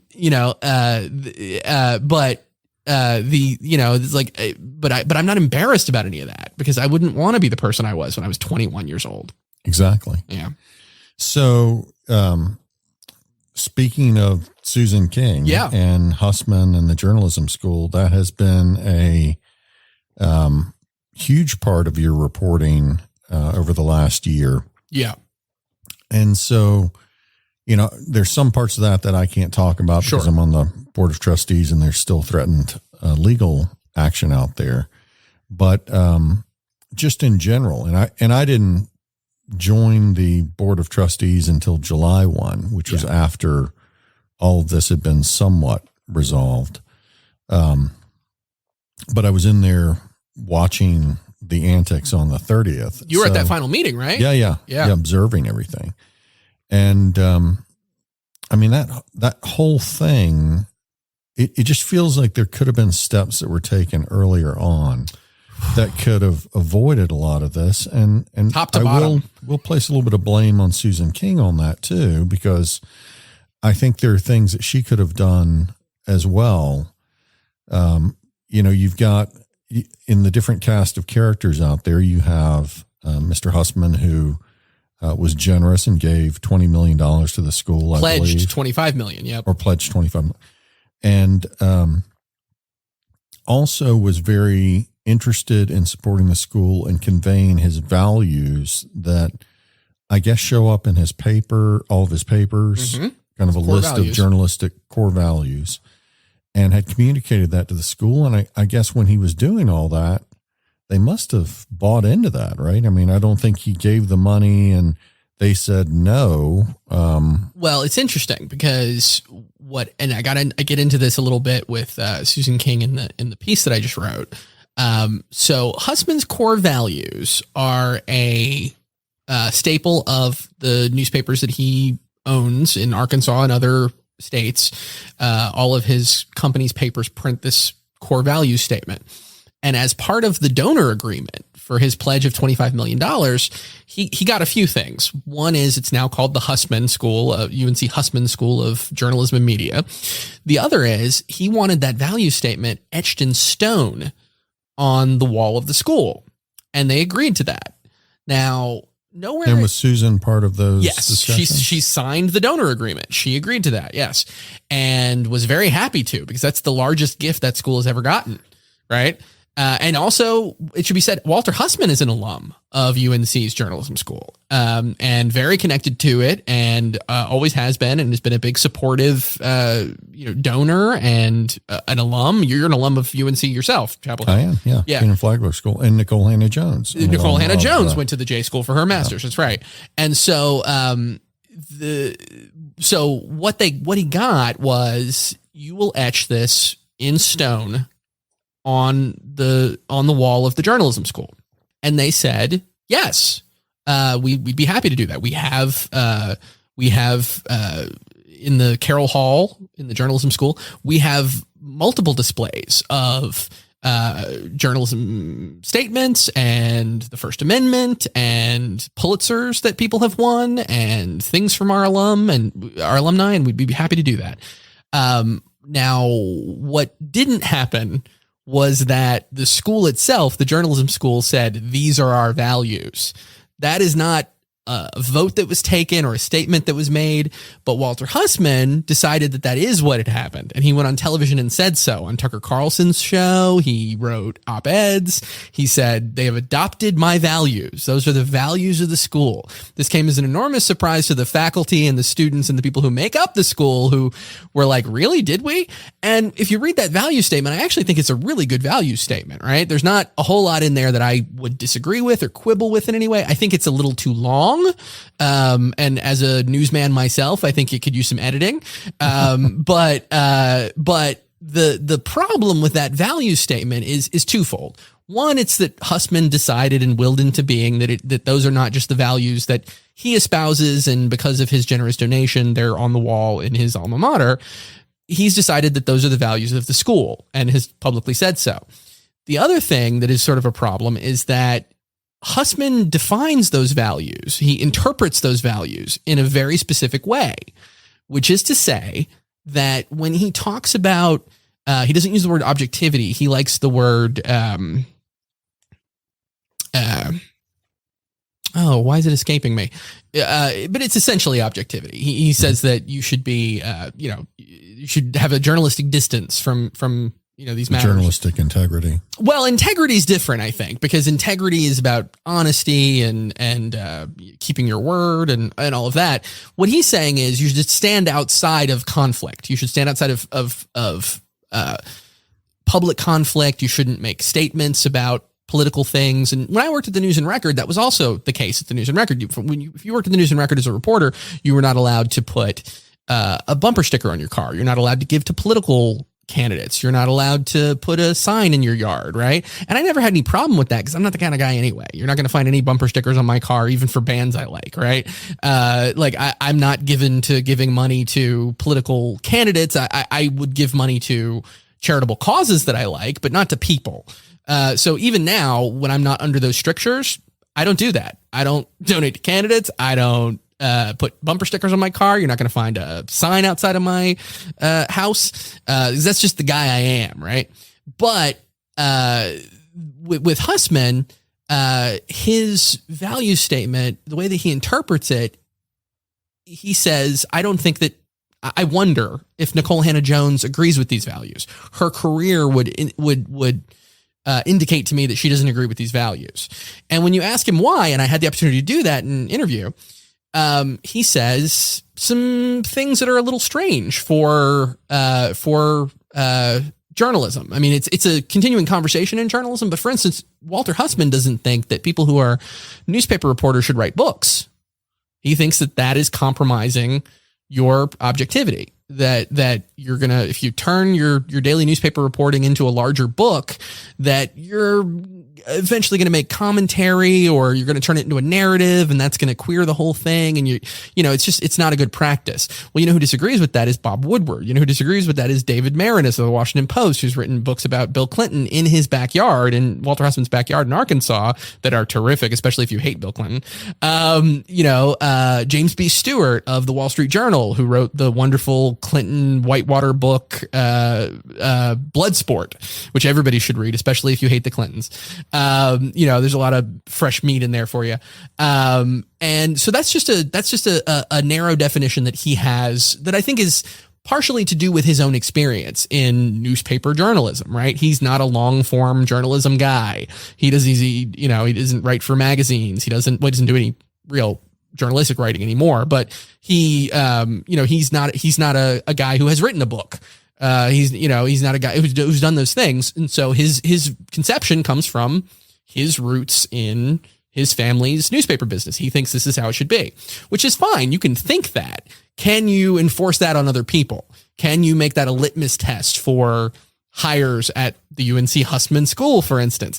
If you don't like what Nikole Hannah-Jones has done, are you within your rights to lobby against her, as he did with multiple people privately, while saying at the same time, I'm a journalist. I have to stand outside of public controversy. I can't possibly make a public comment about the Nikole Hannah-Jones thing and then privately email people to try to, affect the outcome. That is where the controversy lies. That's where there's an argument even within journalism about. So he's a donor, the largest donor to that school. Mm-hmm. He's got core values, and it seems like there's a miscommunication there when he says, I want these values etched in stone and stuck on your foyer when you walk in, saying this is a Hussman school. He thought that meant the school was adopting it. They thought, no, we're just describing what Hussman's values are, but they're not necessarily our values. Well, yeah, because if you walk into this, have you ever been to Carroll Hall at UNCG? Yeah. Well, back when I was in the business school. Have you been recently? Have you been recently? Yeah. So this is fascinating. And I'm writing a book right now, and this is a scene in the book. When you walk into Carroll Hall at UNC, which I did for the first time last year, right? Because I didn't go to UNC. So when you walk in, you will see Walter Hussman's values on the right side. Now, right now, it's not etched in stone because for a variety of reasons they haven't been able to do that yet. It's sort of like this. It's a fresco essentially of his values, and then over here on your left, you will see the Pulitzer Prize that was awarded to, I believe it's the Tabor City Times. I could have that wrong, but I think that's right. Small town newspaper in North Carolina for its crusade against the KKK, right? So on one side, you have Walter Hussman saying journalism is not about crusades. We don't take sides, especially on contentious political issues, like, for instance, the KKK and segregation in the 50s and 60s. And then on the other side, you see the Pulitzer that was awarded to these people for their newspaper crusade against one side of a contentious political issue in the South in its time, right? So it is, depending upon how you look at it, is either cognitive dissonance or that's just America, man. Like, you got these people who believe these things and you got these people who believe these things, and there's room for all of it. And I think the faculty there kind of believe both things. First of all, the faculty's not all on one page. Like, some of them are very strongly in favor of not only Hussman's statement, but his interpretation of it. And others say, well, journalism has its own set of values, and we need to have a conversation about what objectivity means, because a lot of, over the course of many decades in American journalism, objectivity meant the view from nowhere. Like, it meant, right, we're trying to stay outside of these things. Well, if you're outside of things while injustices are happening, that's something of a problem. And so Nikole Hannah-Jones, she's had a fascinating career because, like me, she came from a background where there weren't professional writers, where there weren't professional journalists. There was not a road that was paved for her. And she went to Notre Dame. She went to UNC for grad school. She became very successful and inspired by her time at UNC, and she still has a great affection for the school. When she was, she received a full scholarship for that, right? So she was. I wouldn't swear to that, but I know that she has been. I mean, she is academically well suited, and so it wouldn't surprise me to hear that. But she, while there, became who she is. She began to flower like many of us do in higher education environments where we are wanted and feel supported. And she worked her way up from, I believe somebody told me the other day, she worked for the High Point Enterprise for a little while. Really? I haven't been able to confirm that, but somebody who I think would know said that. But she also worked for the Chapel Hill News, very small organization, right?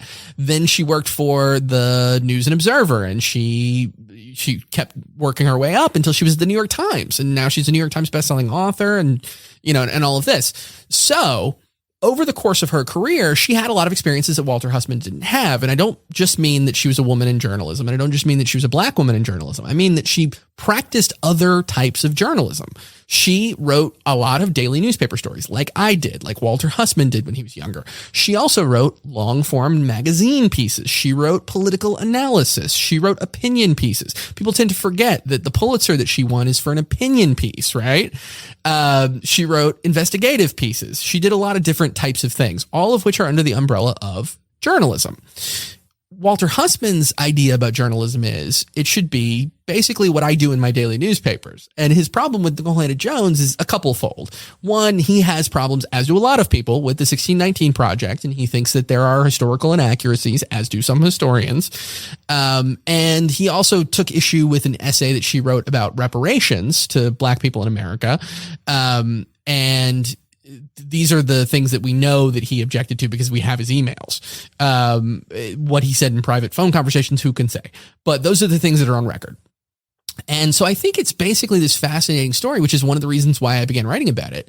It's this fascinating story about two people who are generations apart, who are different genders, who are different races, who are both journalists, and who have differing ideas about journalism, which is itself, as we talked about earlier in this conversation, undergoing something of an evolution, not only in the delivery methods, not only in how we pay for it, not only in how it's presented to us, but also in what journalism is. You know, I've never been the kind of guy who says John Hammer over at the Rhino Times, that's not journalism. Carolina Journal over, you know, John Locke Society's thing, that's not journalism. Policy Watch is journalism. The New York Times is journalism. Fox News, that's not journalism, right? I think it's all journalism. It's all journalism. And discerning adults can tell the difference between the Carolina Journal and Policy Watch, between the New York Times and the Daily Caller, between the Daily Wire and the, you know, the Daily Mail. You know, like discerning adults can tell the difference. And the important thing is media literacy. And also another thing that I think has been a common theme of this conversation, which is like making up your own mind. Sure. So it's interesting, you know, the Daily Tar Heel just published a survey, a DEI survey. I saw that. I think today, where they were going through and showing that their reporting staff was, I think, significantly more Caucasian than UNC as a whole. Yep. And good for them for publishing that and acknowledging kind of where they are. Now, I don't believe in quotas, and I don't believe you should say we need to have X number of people of this background and X number of people this other. You have to allow for people to have free will, and there's going to be all kinds of factors come into play. And I don't think you can say, okay, we're reserving X number of seats on the plane for this demographic and this demographic. I mean, it just doesn't. Quotas to me don't make any sense. I think they are oversimplification and in fact lead to discrimination. But did you ever, and you've researched this a ton, did you ever get the read that anything that Hussman was objecting to or that people in the school were, in the university were doing, or in the Hussman school were doing, were related to race? That any of this was? I think it was related to race, but it's not explicitly about racism. So people forget this part of it too. What they were trying to hire Nicole Hannah-Jones for was a Knight chair. And the Knight Foundation, for people who don't know, is not just a thing from Knight Rider in the 80s. It's also, the Knight Foundation is also a journalism organization that endows these chairs at universities for specific purposes, right? And so at UNC, there are endowed chairs. The Knight Foundation is part of that process. And that pays for a portion yes. of the salary, but not the full salary. Right.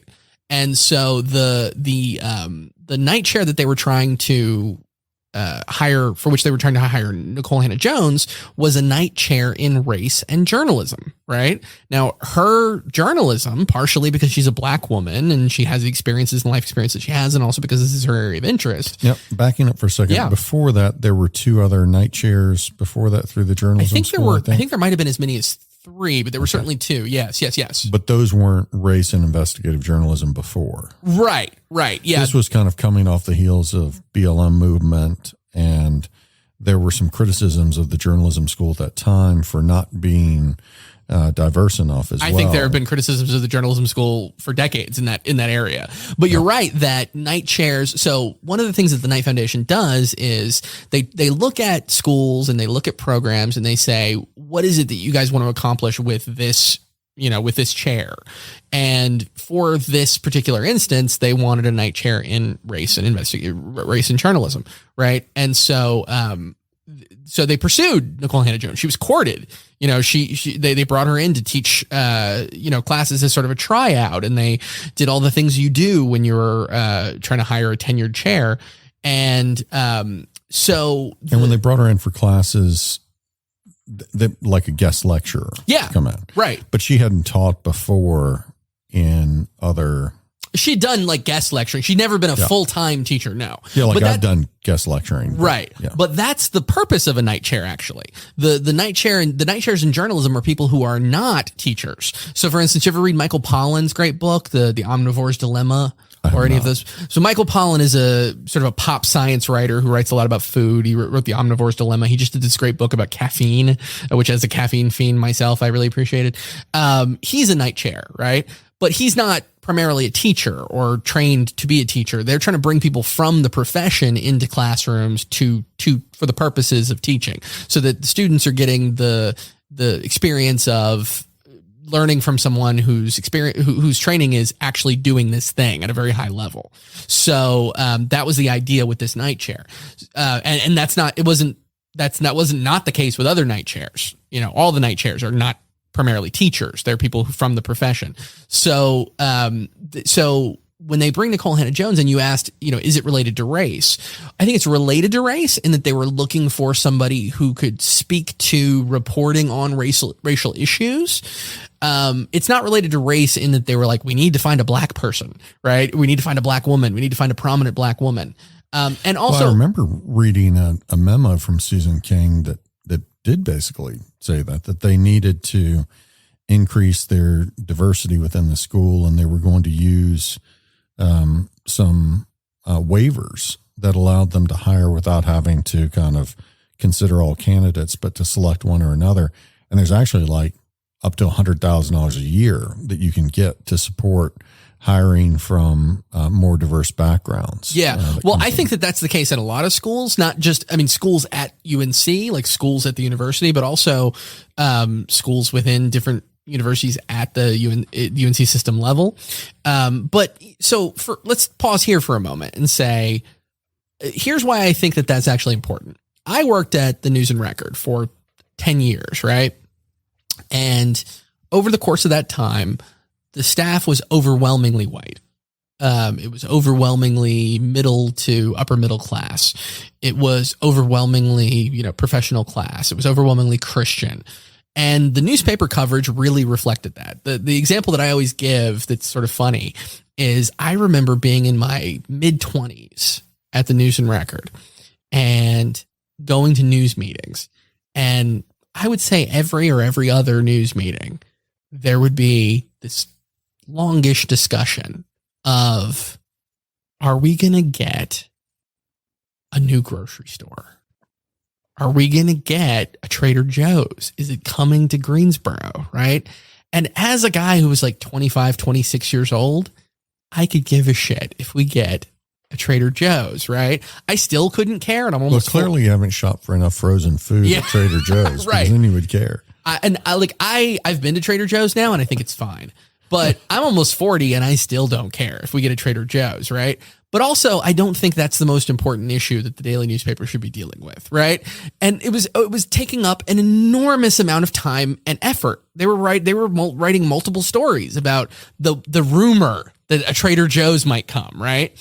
And I began thinking, why is this happening? And then I realized, because the people who are making decisions about news coverage are people who are middle-class white people or middle or upper middle-class white people who are very interested in shopping at Trader Joe's. They don't like that they have to go all the way to Chapel Hill to do it.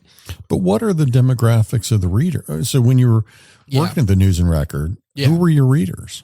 Well, I think at that time they were overwhelmingly white and older. Yeah.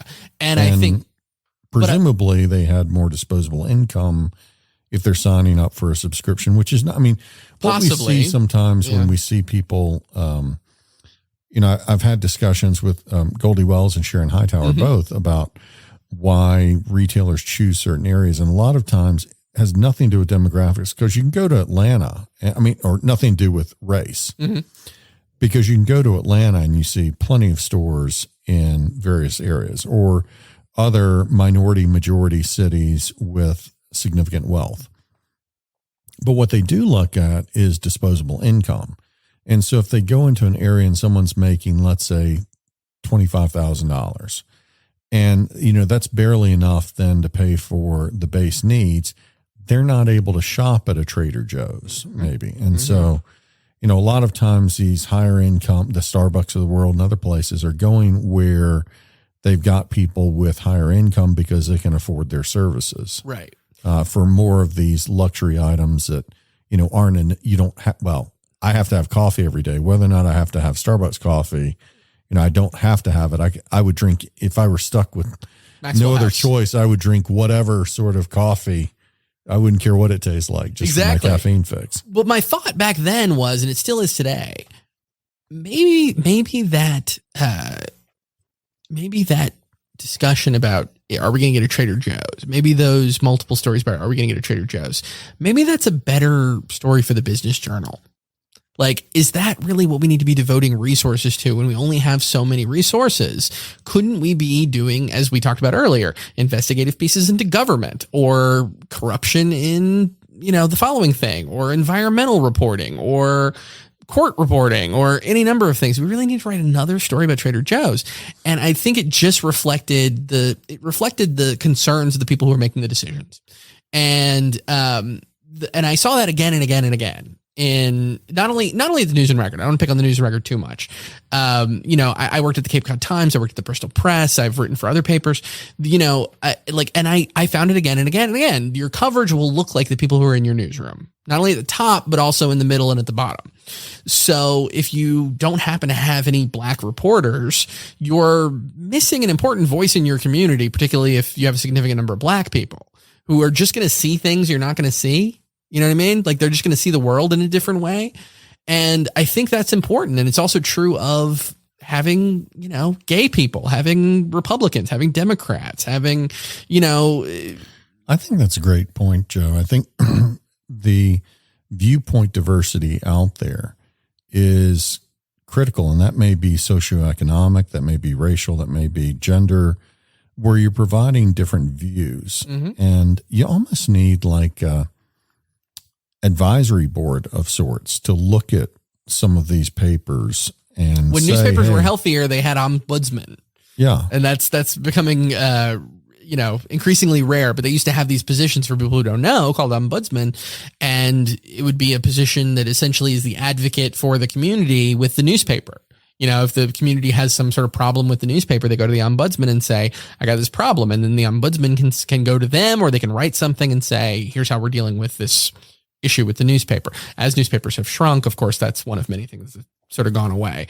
So at NC Policy Watch, what are the demographics like there? So we have a pretty small staff because we're a nonprofit and we're a pretty small newsroom, but there's me, right? There's Lynn Bonner, former reporter for the News and Observer. She's black. There's Greg Childress, who's a former reporter for the Durham Herald Sun. He's black.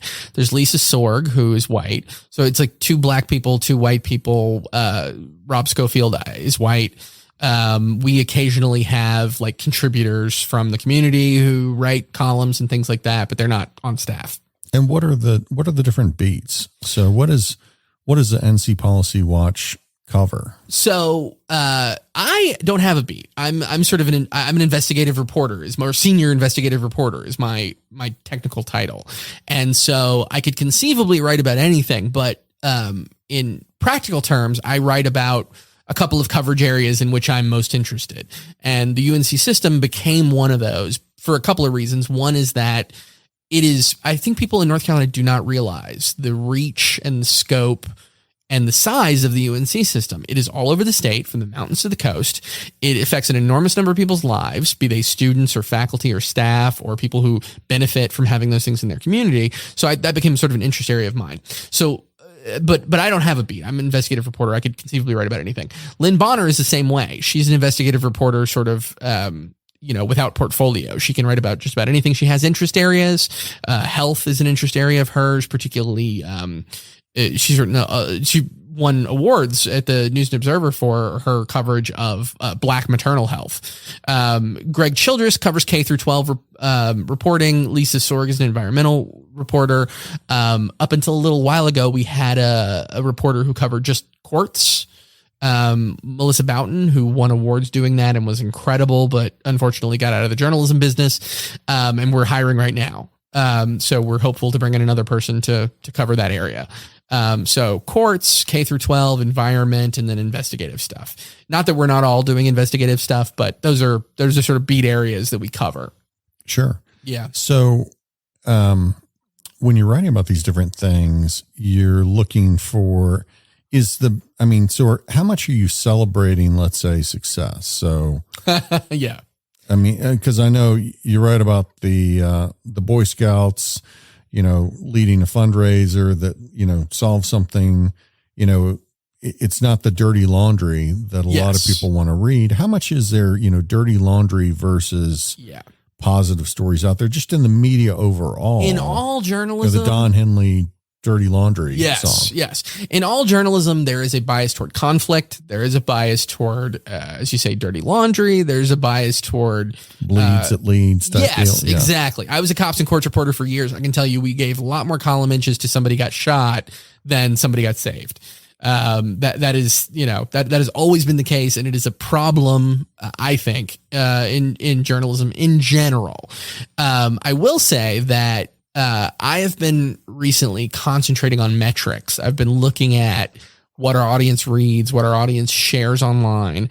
And I am happy to tell you that last week I wrote a story about the Board of Governors raising the cap on out-of-state admissions for HBCUs, which I think the Board of Governors would tell you is a positive move and a positive story. And it got an enormous amount of audience attention. It got an enormous amount of shares on Facebook, on Twitter. It got an enormous amount of number of unique reads. And people were really talking about it. So I think that's evidence that you can write about stuff that's, quote unquote positive. Everybody's complaint about journalism is there's not enough positive stuff. You can write about stuff that people think is positive. And I think most people would agree that in the case of HBCUs in North Carolina, anyway, in the UNC system, raising that cap is a positive thing because I think all of them can demonstrate that they are already accepting the number of qualified in-state students that they can, and so nobody's going to be excluded by also letting other people come to our very fine HBCUs. And generally in the past, I have always said, the university exists to provide the benefits of the university to the people of the state. Mm-hmm. And I'm very focused on making sure that every North Carolinian that wants to go to one of our schools has that opportunity out there. Now, I did vote for the last increase in the HBCU enrollment because they presented a different set of data. And what they said was, look, our students used to just come to these schools. Now they're going to Carolina and they're going to state and going to other schools. And we're running out of the most qualified people to attend our schools. And so it's not that they don't have a place. They have a place. They're just choosing, let's say, between A&T and state. Some may choose A&T, some may choose state, but there's less applicants overall. And so in order to keep the standards up, they need to allow applicants from other states to apply. Well, and except for Central, which saw a modest decrease in the number of students who are attending between 2019 and now. Every HBCU in North Carolina has seen every HBCU in the North Carolina system, in the UNC system, has seen an increase in people who are attending, in actual students. And some of those are dramatic, like A&T right here in Greensboro. And Elizabeth City State, too. Yeah, and Elizabeth City State, which has come up from a low. Because of NC Promise. That's right. Well. NC Promise has been a huge deal, especially for HBCUs. And as somebody I remember James Anderson at Fayetteville State Chancellor Anderson complaining about that, saying, I remember distinctly, he said, who would want to buy a $500 car? And I said, well, Chancellor Anderson, it's not buying a $500 car. It's buying a $10,000 car for $500. Who wouldn't want to buy it for that? Right. And it's interesting because I think Daryl Allison has come back around on that. Now Faithful State is part of NC Promise. Right. Yes. Daryl Allison. Yes. And so I think that for me, people sometimes ask me, is there anything positive that you would say about the UNC Board of Governors, for instance, because you read all these stories that make them look so bad. And one of the things that I would say is I was a first generation college student, right? And I was broke. And going to UNCG was at the outside of my ability to pay for it, right? And I took out loans and I worked jobs and I was an RA and I did everything I could to be able to afford to do that. And I was still just scraping by. My parents were not in a position to pay for all of that for me. And I think that NC Promise program would have been enormous for me and kids like me when I was in college. And I'm really glad that, from a North Carolina citizen level, that we have something like that in place, because I think more people deserve to go to college, and people who want to go to college, and people who want to go to college and can't afford it ought to have an option. And some of these schools are excellent schools. I think that there was an initial worry that they would be seen as cut rate schools or discount schools if they did this. Part of that, and then there was a group of people trying to say that the legislature was not going to continue to fund it, that it was going to be a one and done type deal, and they were going to lower the rate and then raise it back in an effort to somehow damage the schools, which, you have to remember who was pushing that at the time, and it was Tom Apodaca. And I remember I was standing outside his office, and some alumni from various schools came out, and he said, they don't want to be part of it. Fine. And he was supporting this for Western. Right. And, and he loves Western. So anyone that would have thought that he would be damaging his own favored school with this program, everybody else was getting the same benefit. And if they didn't want it, which a lot of groups and chancellors did not, those schools that got it have done exceptionally well. Well, and that's what in your business you call a proof of concept, right? Yeah, I mean, right. When you see a thing work, other people will want to be part of it, I think. The way that we got to talking about this, though, was talking about Nicole Hannah-Jones at UNC Chapel Hill. And I think that what's really interesting to me about that case, in addition to it just being it having everything, right? I mean, one of the reasons that story just lit up and went crazy is that it has everything. It has race, it has politics, it has journalism, it has academia. But how much did race really factor in? A lot of people keep saying that, like the board was racist. And I can tell you, one of our last board meetings when this topic was discussed, I said, if anybody discriminated against someone and there was some racial discrimination going on, root them out, fire them, get rid of them, call them out. They don't need to be part of the university system. But I have not been able to find any evidence of it being racial, other than someone saying, well, the 1619 project is about race, and so therefore it is. But again, I've heard conversations about the research involved or the conclusions reached, but she was offered a job. Yes. And she accepted the job on a tenure track. And this was a decision by Susan King. The board never voted no. And the chancellor never voted no. I think Susan King saw an expedient way to get to the same place and made that offer. And frankly, but for your article, maybe she wouldn't have kind of saw it as much of a slight. From my standpoint, where I come down on tenure. I don't believe in tenure. Right. I don't believe in lifetime appointments for You've been anyone. very consistent in that, yes. Because, I just don't, the rest of us don't have that in the world. And I have not heard the good enough the argument. Pope has it, Well, and I don't think the Pope should have it either. I don't think federal judges should have it either. Right. I don't believe any of them should have it. Right. But it's, so that was really the only perceived slight, was the tenure decision. Well, it But depends. she was offered the same. I mean, Yeah. her salary wasn't any different. She was tenure track, and tenure track really results in tenure. I mean, well, see, here's the crux of the argument, the jugular of the whole thing, right? Is it depends who you ask, because what you're saying is there was an expedient way of hiring her, and so they did that. Now, Dean Susan King did. Yes, that wasn't right. The Board of Trustees didn't say, well, we're not going to grant tenure, and so therefore you should do this instead. Well, it's interesting. She made that decision, I believe. Yeah. Well, but again, I wasn't part of the Board of Trustees. So. Yeah, right. Susan King's story and Nicole Hannah-Jones's story and the Chancellor's story is that came about because, and we've seen this happen in other ways, so it's not like shocking to me that this would happen. That tenure decision went into a committee, went into the university governance. No, I'm sorry, not university governance. That's Board of Governors. On the Board of Trustees, Duckett's committee. Help me out here.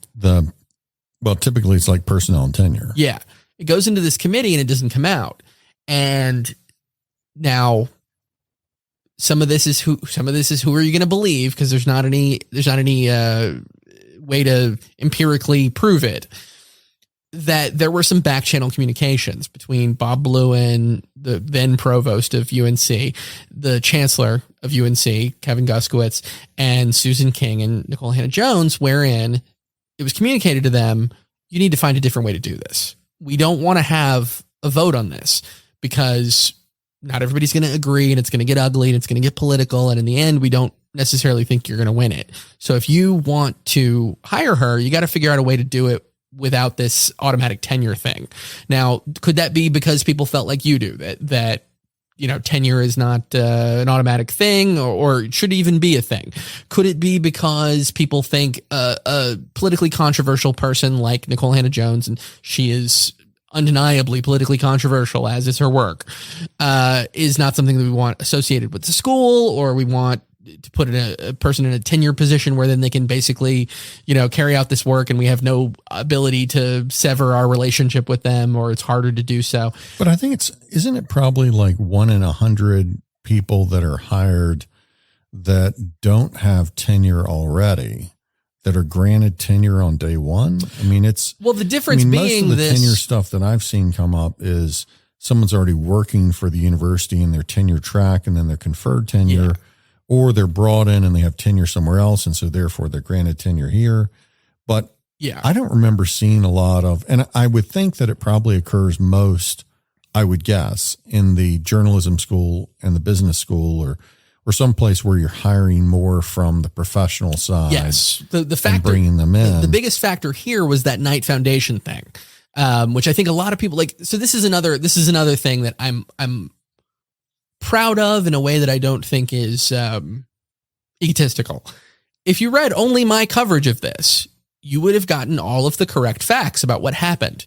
You would have gotten all of the correct steps. You would have understood what the tenure thing is. You would have understood what a Knight Foundation chair is. You would have understood how many there had been. You would have understood all of that.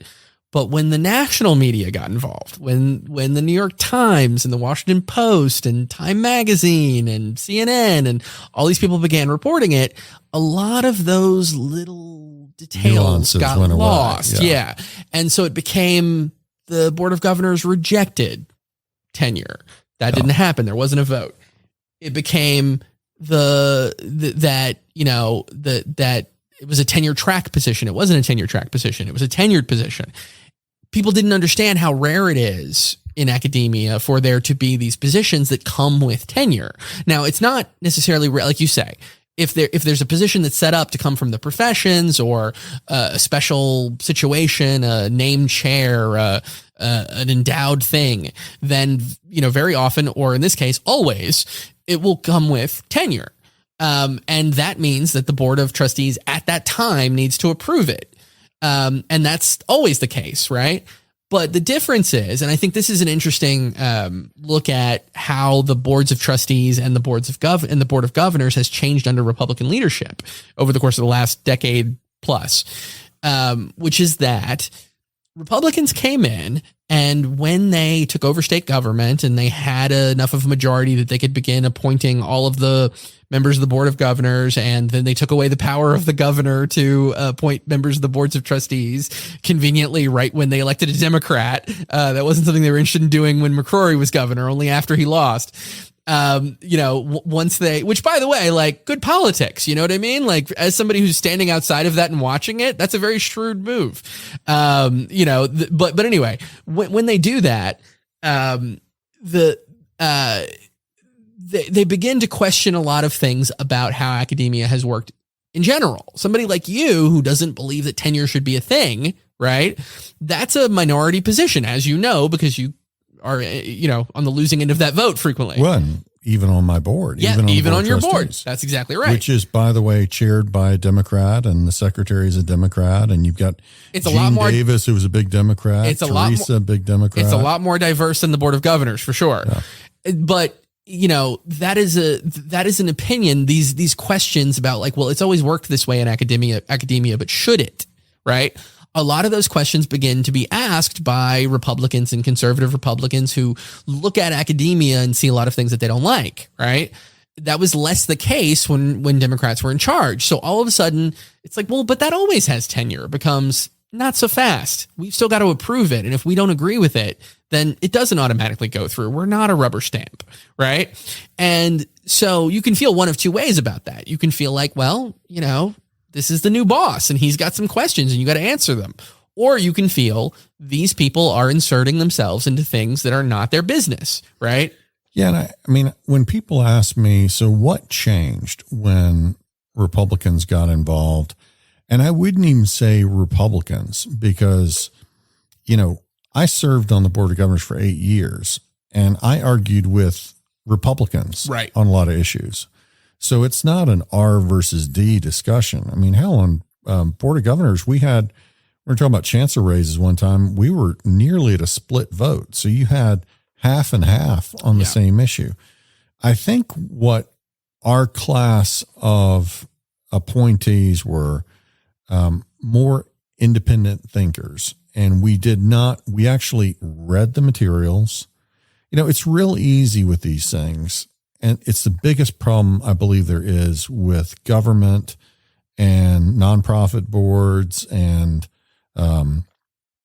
really any sort of boards, especially the university boards, where you're offered a lot of free, very nice stuff, right? So if I want tickets to every game, I can have tickets to every game. Now, I don't think that's right. So what I've told them, and there's, I've got written correspondence about this where I've said, look, if I'm going to take a ticket, I'm going to pay for it. And, I want to keep a running track and I'll pay, I'm not going to pay like every game, but keep a running track and I'll pay, but I'm committing to pay on everything.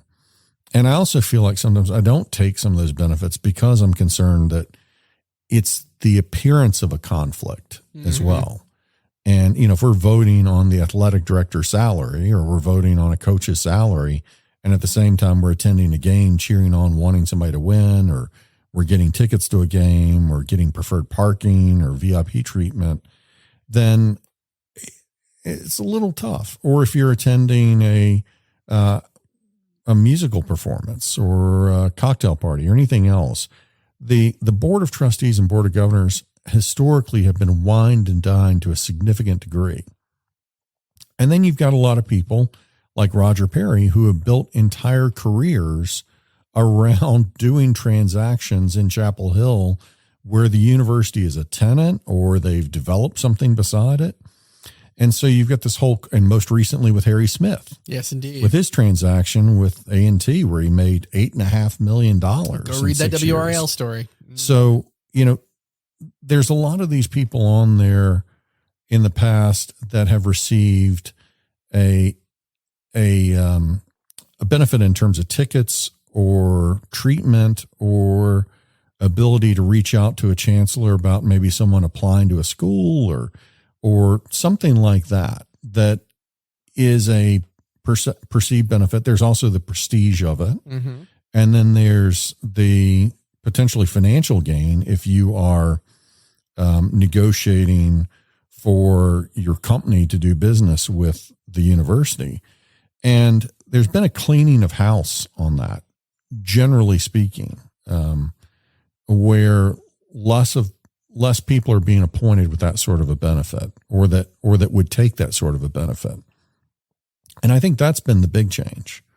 And the people that had that benefit, that had all those tickets or had those deals, don't like it, and they want to be back on there. And so any way they can to stand on the sidelines and critique and try and get those seats back, they want those seats back. Well, you'd be in a better position to talk about that than I would, because you were inside of it. But I think that the differences go well beyond that, in the sense that, so I'll give you some examples of what I think, my personal opinion, what I think is good and what I think is bad. So I do think that you see a larger number of people now on the board of governors, and also some of these boards of trustees, who come from backgrounds more like Randy Ramsey, or more like, who's the gentleman from Western North Carolina, the colorful former sheriff? Phil Byers. Phil Byers, yeah.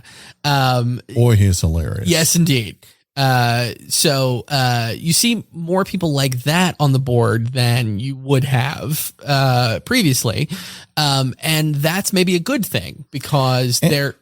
And on those two people, what I think is, it's a diverse background, diverse viewpoints, but they care very deeply for the university. Randy has been very generous with NC State and trying to attract people to be able to pursue their dreams and give them the opportunity that he didn't have. Right. And Phil Byers the same way. He has been so generous and raised a lot of money through different sources for different programs. And it's changed lives in that part of the state.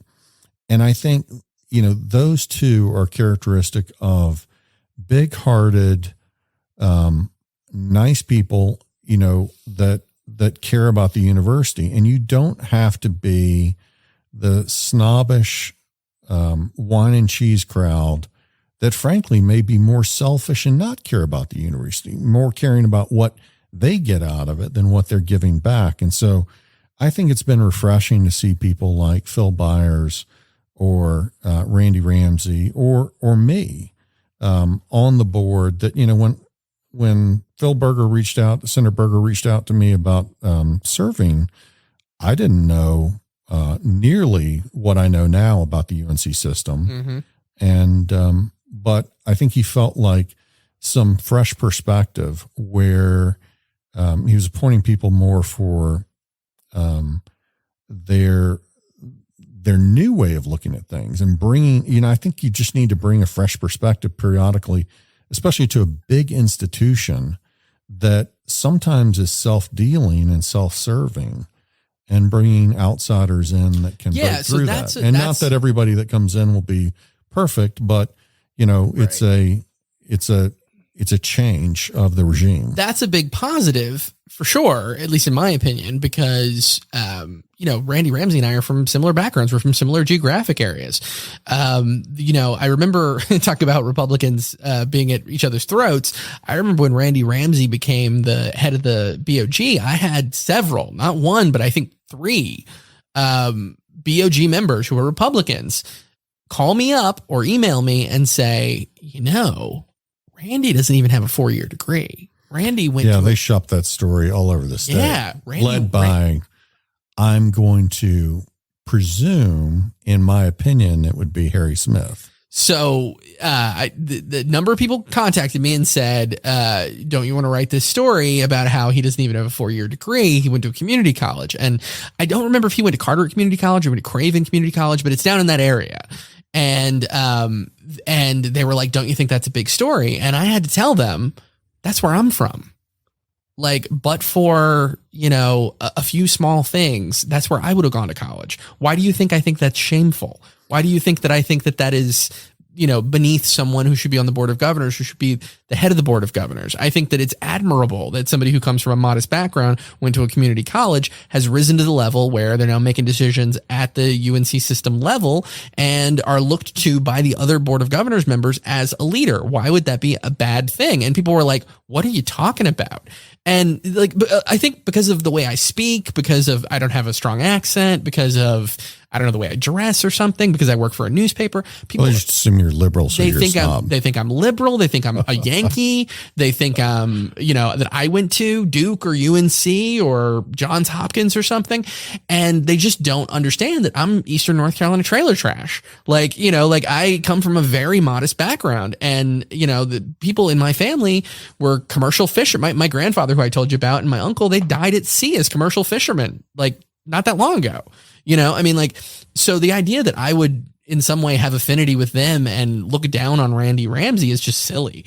When you look at what the board has done, going back to accomplishments, one of the things I'm probably most proud of that the board has done is the widespread articulation agreement with community colleges that allows credits to transfer over in a path from community college to the universities without, losing credits in there, and letting people know when they're going through this, okay, this one's going to count, this one's not. And here's how it tracks over to this course on the university side. And also a reverse articulation agreement where you take someone that had 2 years worth of schooling at a university, but then had to stop out, and they would qualify for an associate's degree. Yes. And so, that's what happens when you don't have a bunch of snobs on the board of governors. We're actually looking back and saying, hey, let's figure out what's in the best interest of the people of the state, not let's, have this ivory tower, this elite place that, oh, you peon, don't you dare come, begging at the door. We're keeping everyone out that doesn't fit our preferred profile. I think there's a bit of that for sure. And I agree with you about the community college thing. And I have friends and family who have benefited from that kind of thing, and not only just in this state, but in other states. And I think that that's great. And I think it should have happened earlier. I will say, so on the negative side, the UNC Board of Governors is stacked with political appointees and pretty much purged Democrats for years. The only Democrat on the board right now is Joel Ford, who's a Democrat who lost his Democratic seat in a primary because he was voting so often with Republicans and talking about maybe he'd join the Republican Party, right? That's the sort of Democrat who is welcome on the Board of Governors right now. I don't think it's a positive to have that sort of litmus test for any political board of political appointees.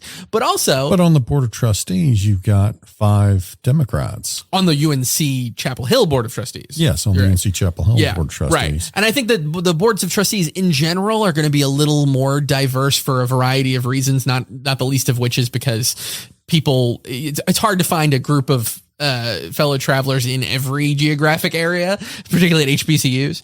But I think that the downside is you got some scoundrels. You got some, that Board of Governors has been over the course of just the years that the Republicans have been in charge, as you say, has been full of some people who had their nose in the trough for their own businesses. It's been full. And I would say, for the most part, we called them out and held them accountable. Eventually, after a couple of years, yeah. You don't find out right away. Yeah. You're an investigative reporter. You don't find out right away. Well, how do you know how long it takes to get a Freedom of Information Act request back? Oh, very long time. When I ask for info, it's the same thing. It might take a year. Right. And I will say that as an investigative reporter, just stuff that I've written about on the Board of Governors, the Board of Governors essentially ignored, I think wouldn't happen on a board that didn't have as much like political hegemony, like that they weren't, quite that homogenous, when you look around a Board of Governors and you see current active lobbyists who are lobbying the very General Assembly that they are also appointed by, that's a bit of a problem. When you see people who are former heads of the North Carolina Republican Party or people who were 6 months ago in the General Assembly, that might be a if it's not a real problem, it's at least a perception problem. I do think there needs to be, and I've said this before, cooling off period. You've said that. A cooling off period. Yeah. And I think that that's appropriate out there. So you mentioned a book, and you said, a book about UNC. Yeah. So when can we expect to see that? And, wouldn't I love to tell you? So over the course of the last few years at NC Policy Watch, I've been writing a lot about the UNC system. And I think there's a lot of, as this conversation has shown, there's a lot of interesting nuances and nooks and crannies to explore about public education, public higher education, what it should be, how politics is involved in that inevitably because it's a state institution. And so particularly in the last few years when there's been more conflict, people have said to me over and over again, like, well, you should write a book. You should write a book. If you're a daily newspaper reporter and your experience is, writing 100, 200, 300 stories a year for most of your career, the idea of taking the time and the effort to write a book seems a little silly. But something that happened to me over the course of the last few years is I kept meeting reporters who I respect, who are, reporters from this state who have written books. That excellent book by both Nick Oshner and I'm so embarrassed that I'm forgetting the other gentleman who works for Axios, who wrote The Vote Collectors. I thought that was a really terrific book. It has something for everybody. Republicans are going to read it and go, ha, see, I told you. Democrats are going to go, ha, see, I told you.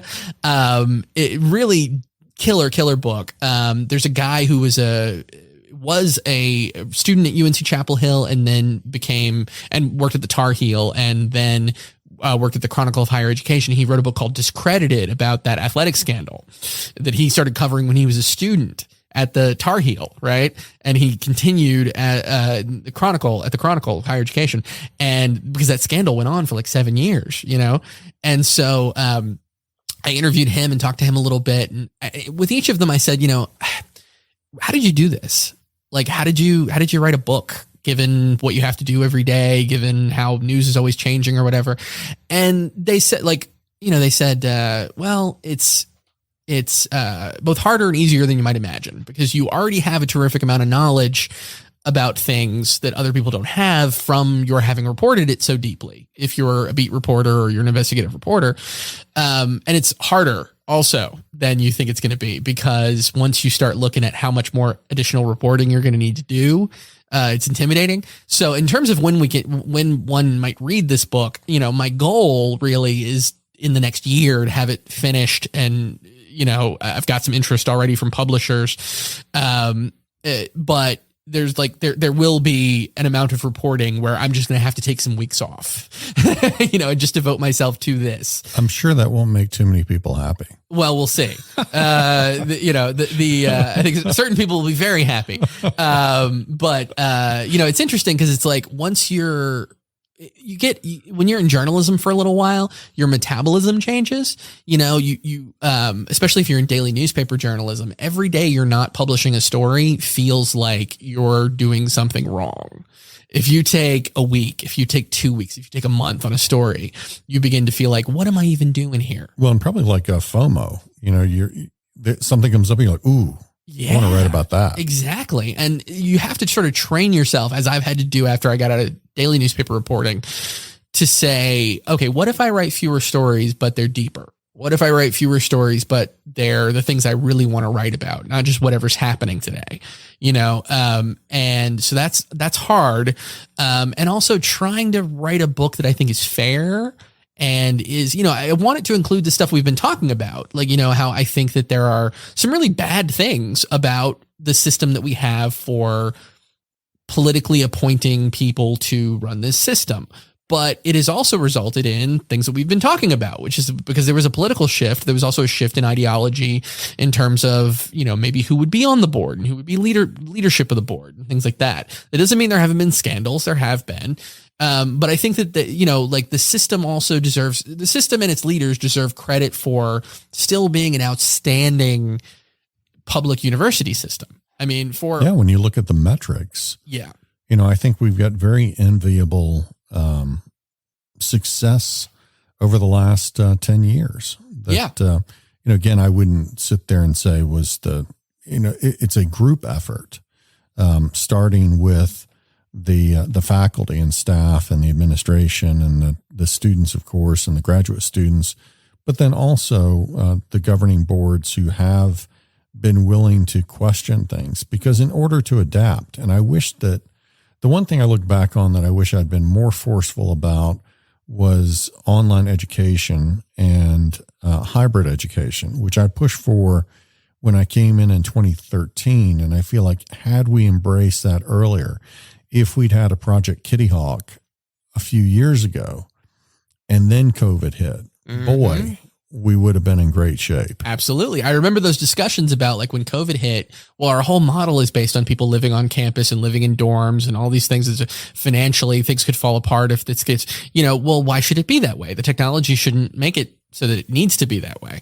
But, to get back to you were saying like in the last 10 years, well, let me tell you this. I went to 3 years of high school, my last 3 years of high school in Bristol, Connecticut, right? And people in Bristol, Connecticut couldn't find most places in North Carolina on a map, right? And yet the reputation of the University of North Carolina, particularly Chapel Hill, was such that when I was looking at schools and I said to teachers of mine in Bristol, Connecticut, well, because I was born in North Carolina and because my dad's in the military and technically we're still residents of North Carolina, even though we are living elsewhere, I could get in-state tuition in North Carolina. And so I'm looking at North Carolina schools. Not one of them said, why would you look at North Carolina schools when you look at Connecticut schools? Why would you look at North Carolina schools when you go to UMass or SUNY? Every one of them said, oh my God, really? Because the North Carolina public education system for higher ed is amazing. You should go to Chapel Hill. It's a public Ivy. You should go to the following UNC school, NC State. You should go to, like they knew these schools. They had a reputation. One of them said to me, wherever Fred Chappell is, that's where you should go. It turns out Fred Chappell was at UNCG at the time. Yeah, I was going to say, yeah. And UNCG has got a great reputation as well. Yeah. I think it's, I think for people from Greensboro over the years, it's been one of these things that because it's here, right? You're like, I don't want to go where where it's my hometown. And for me, it was UNCG was so important because I didn't have anybody who had gone to college in my family who I could talk to about this. Not a single person who I could say, how did you make this decision? How did you decide a school? How did you, for me, it was, oh my God, I can't afford any of this, right? My parents can't afford any of this. And also I don't know what I want. Like I have some vague idea of what I'm interested in studying, but I don't really know. So I took tours. I went to UNC Chapel Hill. I went to, I decided to go to UMass Boston and I accepted and I got a college ID for UMass Boston, which I still have with my long flowing curly hair when I had it. And then I ended up going to UNCG. And one of the reasons was of the schools that I went to, it felt most like a place I'd feel welcome. When I went to UNC Chapel Hill, I'm ashamed to say now, because I think I just missed a lot of things back then. You know how you have these like tours that a student will lead? They'll lead a student tour, right, and they'll say, we went on one of those, my dad and I. And when we went, we got this young woman who was very excited about UNC Chapel Hill. And she was very excited to tell me how important Greek culture is there and how you'll want to join a fraternity or sorority right away. And it's such a key to the rest of the university and all of these things. And I couldn't have been less interested in that. I was a punk rock kid, right? And so I was like, oh, this place doesn't seem like it's for me at all. And I missed so much of the rest of the university just because I made this snap decision. You missed Cat's Cradle and all I was that, 18 years old and I heard this one thing I didn't like and I looked around a little bit and I just was like, I'm not sure. But when I went to UNCG, it felt much smaller than Chapel Hill, but still a large, gorgeous campus, larger and more gorgeous now than it's ever been. And it was a little artsy. It was a little bohemian as compared to some of the other places. Like it has that MFA program that's sort of famous, not only within the system, but nationally for writing.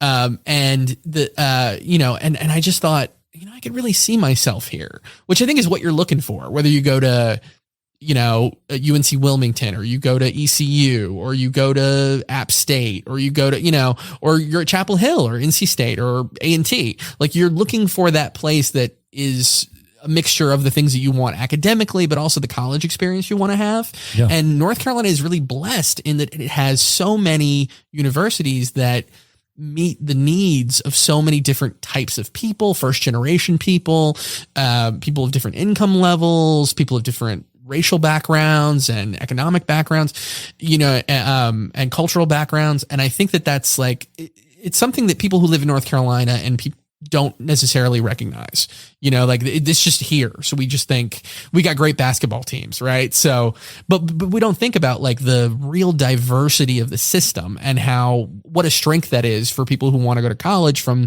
the mountains to the coast. So in your book, what are the primary themes? So well, I think that what I'm wrestling with in the book is, and the Nicole Hannah-Jones episode, I think, is an interesting example of this, is every conversation about public higher ed is a conversation about what people think higher ed should be, right? So like we've been talking about. And that's the way it's been since its inception. 100%. And and North Carolina has an interesting, it's not unique in the nation or anything, but it has an interesting example of how Democrats were in charge of the university system for a very long time, or they were in charge of this part of the university system for a very long time. And the university system under Democrats reflected their values. It reflected what they were concerned about. It reflected what they valued, what they didn't. And then there was this shift to Republican leadership. And there were some major changes, some of them slow, some of them fast at the university level. And there was some panic about that because anytime things change, people panic.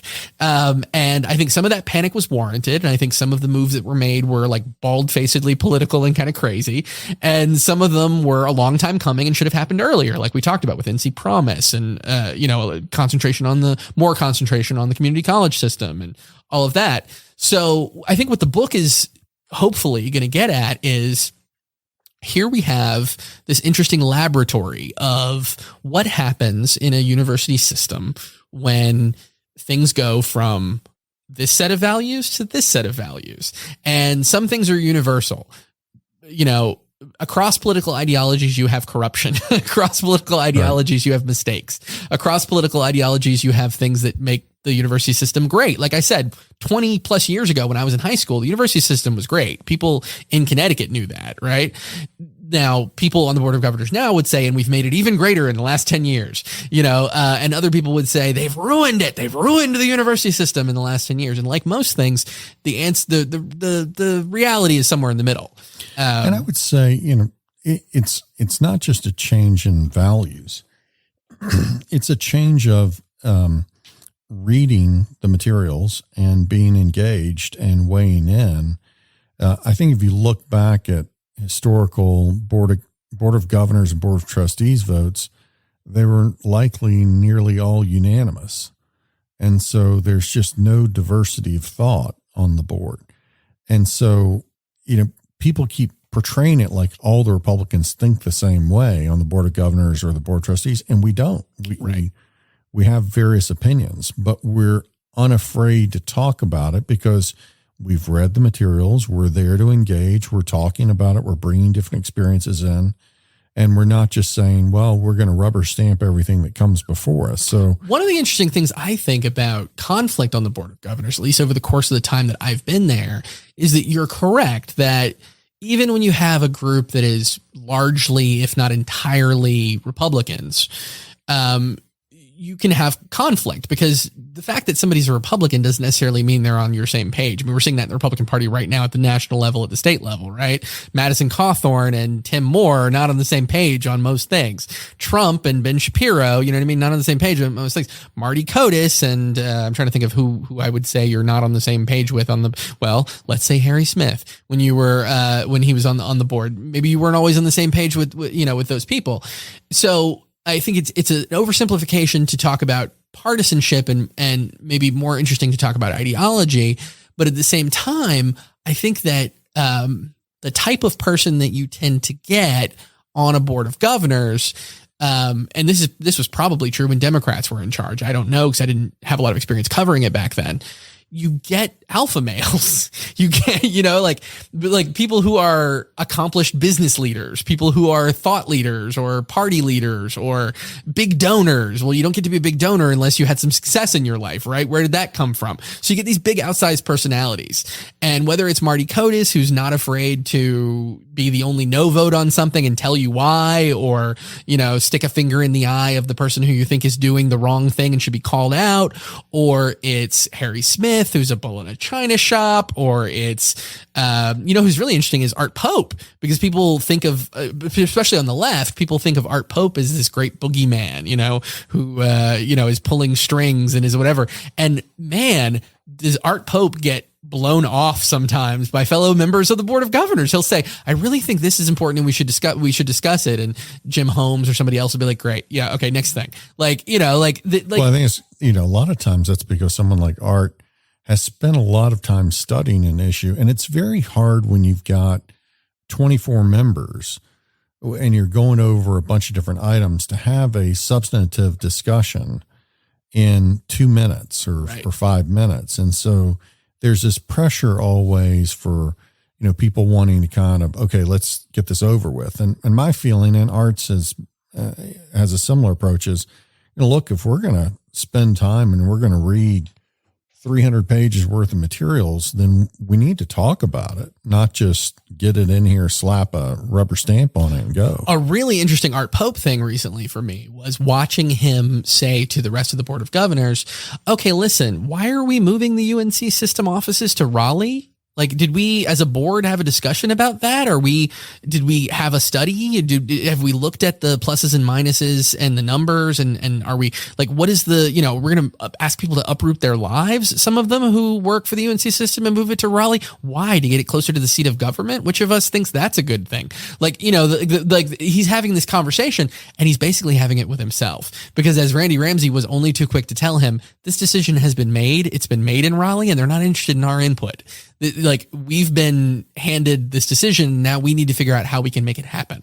And I think part of that too is, you have to remember the legislature is presumably representative of the people of the state, and the people of the state don't just have a one issue like the university, right? So it's okay. Well, how does the university work with K through 12? Or with the community college system? And I think that was the impetus for the idea of moving these various boards into one area, because, being in the same building with somebody else, you tend to have more coordination. You're more likely to reach an articulation agreement. You're more likely to say, hey, what are we doing about K through 12 and how can we improve our outcomes? And so I think it's a concerted effort. But there's a lot of little buckets of money out there and fiefdoms where people don't want to give up their own particular control. Well, and it's always about whose ox is getting gored, right? I mean, I don't know how you feel about profanity on your podcast, but as you can probably tell, I grew up in newsrooms and I'm very in favor of it. So it's interesting because now Republicans are in charge both in Raleigh and in the UNC system. And so their feeling is, let's just move everything to Raleigh because, as you say, there are efficiencies and there are, it should be closer to the seat of government, not farther away or whatever. That is an argument that would have gotten laughed out of every Republican meeting I'd ever been to 15 years ago because they weren't in charge. And the idea was Raleigh, fuck Raleigh, local government, all these decisions should be made as locally as possible or whatever. But Democrats are the same way. Republicans are the same way. But it's slightly different because you're talking about, let's say, the community college system. So you're covering all the counties in the state. Yeah. Or the UNC system. So all 17 schools. And so it's not, you can't really have it. There's no local. It's, where are you going to put it? Well, why? And I think the other reason that people have considered moving is, why is it in Chapel Hill? Yeah. Well, because that was the first university. Yeah. Yeah. But I mean, it starts to feel very favored. And the other schools, I did appreciate, and our board was one of the few that started moving around the state, having meetings in other schools. Right. Just did it at Western. Yeah. And so I think that's more fair representation. For meetings to move around like that. But in terms of your headquarters and coordination, the idea is if you put them all in one spot, they can all work together. Right. I just think that's an idea that would have been anathema to Republicans when they were not the majority in Raleigh, because they would have been like, great, yeah, it's there and it's all being run by Democrats. And I mean, there are a lot of examples of that, right? Like I don't remember where you were on this. I tend to think that you were probably on the other side of this issue politically, but this is back when Trudy Wade was like, let's redistrict the city council, but let's do it from Raleigh. Billboards against it. Yeah. Even though I still support Trudy. I think she's done a lot of great things and I would agree with her on a ton of things out there, but on that one I didn't. But that's because actually the 4-year terms I think makes city council maybe less accountable to the people in the city with a 4-year term versus 2-year term. Now, it does mean you're not constantly running, so there's some benefits out there too. I'm not sure where I come out on that. But that's another example of that's not a conservative idea. It's not a conservative idea to redistrict a city council from Raleigh. They would have grabbed pitchforks and flames if Democrats had said, let's go into Carteret County and change, in Havelock, the Havelock City Council. I'd like to change the makeup of the board and how many years it runs and where the lines are and stuff from Raleigh as Democrats, because that's a Republican area, and it's a Republican area in a part of the state that's got nothing to do with Raleigh, and you're just doing it because you can. And that's, But that's what happens with every party. Like, every party that gets enough power wants to exercise that power in the way that they want to exercise it to the benefit of themselves and the people who support them. Yeah. I don't remember in the past Democrats talking about nonpartisan redistricting or things like that. And now the Republicans who were talking about it aren't much talking about it. I remember, it's so funny. I was not very far from here in the Greensboro Public Library out in downtown Greensboro. I sat outside with John Hardister when he was a young man who was, just dreaming of holding office one day, and just beginning to wet his toes, in that, area. And his saying to me, what we really need is some nonpartisan redistricting. Like, that really would solve so much if we could just get to the point where we could take some of the R's and D's and the politics out of this. And, it would really make a lot of sense. John Hardister is the majority whip now and you will not hear him say that anymore. Well, I think because you realize at some point that whoever's in power, if let's say the Republicans agree to nonpartisan redistricting and the Democrats gain back control, it's going to be the first thing they throw out, right? Is the nonpartisan redistricting. That is the problem with all politics. The problem it's not the problem. One of many problems with politics is that nobody wants justice.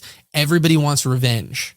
So that, the problem is always, what are they going to do when they get in? What are they going to do when they get in? Right. And it's something that you confront all the time, right? It's like, if you take away the ability of the governor to appoint members of the boards of trustees, for instance, what happens the next time there's a Republican governor and there's a Democratic majority? It's like, well, we're going to throw those dice. You know why? Because we're in power now and we think we're going to be in power for a little while. So I think we ought to have pop quizzes for the board of trustees and the board of governors.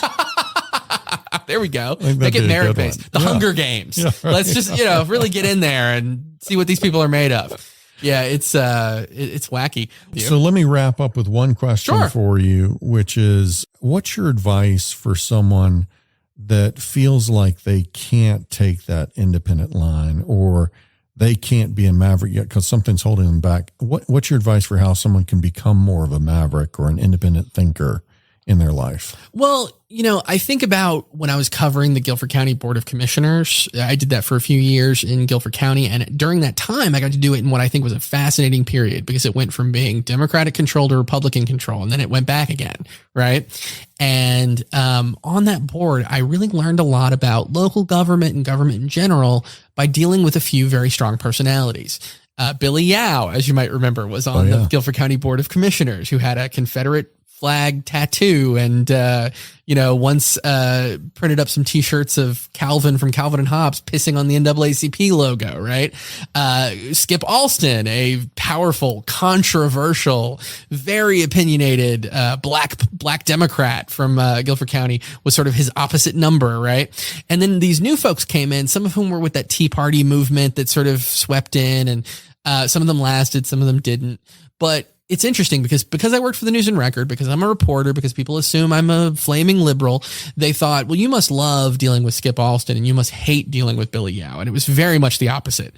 I had huge problems dealing with Skip Alston, who was constantly trying to Bigfoot me and bully me and, said on television that I was the most unethical reporter that he'd ever dealt with, and he was never talking to me again. And then like a week later called me up for a story and said, oh no, I was just, and Billy always basically dealt straight with me, even though he sometimes said some very offensive things, and then when the new breed came in, my favorite politician to deal with from a shoot straight tell you what he thinks, always honest perspective, was Jeff Phillips on the Board of Commissioners, with whom I do disagree politically on almost everything. But I thought he was a good guy, religious guy. And I don't mean like being religious makes you, a good person. I mean that I think that he was really doing his best to live in the example of Jesus, which, and also he was conservative. And so we disagreed on some things, but he was great to work with. And so, I think what some of these people have in common though, is that, to them, the most important thing wasn't necessary. Now, some of this has changed. Some of these people have shifted a little bit, but, the most important thing to them wasn't necessarily being on the Republican team, being on the Democratic team. It was deciding what they think is right and then going with that, and sometimes this meant that they would have to buck their own party, or they would have to, I remember Jeff Phillips getting really angry with some of the rhetoric that was coming out of that Conservatives for Guilford County group, which he was part of, which brought him to power. But they were, saying some really destructive, not very honest things, and making some like personal slurs against people. And he just, said to some of the members, like, you really got to knock that out. Like, this is just not appropriate. You're making us all look bad. And Skip Alston used to have this saying, he probably still says this because he's back on the commissioners now. He used to say, I have no permanent friends and no permanent enemies. Yeah, he does say that. Right. And actually, I've always gotten along with Skip out there. I don't, I really haven't had too much come before the Guilford County Board. It's been rare for me to go before them. But I think that, each person out there has their own personality for sure. And it's interesting to see the conflicts. If you ever want to see a good example, is you go to like the Greater Greensboro Politics page. Mm-hmm. And, there's a slight from like 5 years ago where someone's carrying it on through 5 years later in this thing. That's why I dropped out of that page, because I'm like, God, this is just too much, Fight Club on here instead of exchange of ideas. Well, the other thing is, social media exacerbates this so much, because even in the early days of when I was working at the News and Record, when like Facebook was basically new, and social media wasn't such a big thing, you'd sometimes talk with people either in the comments on your story, or there would be blogs, remember those, or, early Facebook stuff where people would just get in your face and they'd yell at you and they'd call you names or whatever. And then you'd meet about in the community and they would be just pleasant as punch, because it's different when you're face to face with somebody. And it's, it's wild. It's like, the dealing with Skip, it's like, I don't really have a problem with Skip anymore. When I first came in, I think he did this thing that a lot of politicians do, which is like throw an elbow. Like he wanted to establish his dominance. And so he like screwed with me a little bit. And then like, I think once he saw that like that really wasn't going to work, and if he really wanted to work with me, he could, but he, it got a little better. But, I think that just like deciding for yourself, what are your values, and also understanding that there are going to be people who have different values, and that, that doesn't necessarily make them bad people. It just makes them people with different values. I told you that story about my mother and how, like she shifted politically over the course of her life, on certain issues. And a lot of people in my family are like that. And there are still people, listen, I got relatives who are absolute gun nuts, who are always packing a pistol, who are, anti-government, anti-everything, folks. And it doesn't mean I don't love them. We just have disagreements. And I think, in terms of being a maverick, I think that the most maverick thing you can do is make up your mind for yourself and don't be a team player. When you become part of a team, where it's like, I'm a Democrat, they're my team. I'm a Republican, I'm their, that's my team. You end up having to apologize for a lot of shit that you yourself wouldn't do and you don't believe in, because of that's your team. And you get dragged along on some stuff just because I got more in common with these people than these people. And I just feel like, Trump is maybe in my lifetime, the ultimate litmus test for this. There are people, I won't name them because it wouldn't be polite, but there are people even locally who I had a lot of respect for, who were Republicans. And when Trump came on the scene, they said, this guy's a maniac. If he ever gets in the White House, God forbid, You know who I like is Ted Cruz. You know who I like is this person. You know who I like is that person. But they were anything but Trump people. When Trump got elected, a bunch of these folks all of a sudden were singing Trump's praises and kissing his ass, and they're doing it to this day. Not because their politics shifted. They still think it privately over a beer. If you catch them, they'll still tell you that guy's fucking crazy. Well, he cowed a lot of people. I mean, you had people go up against him and he just demolished them. Oh yeah.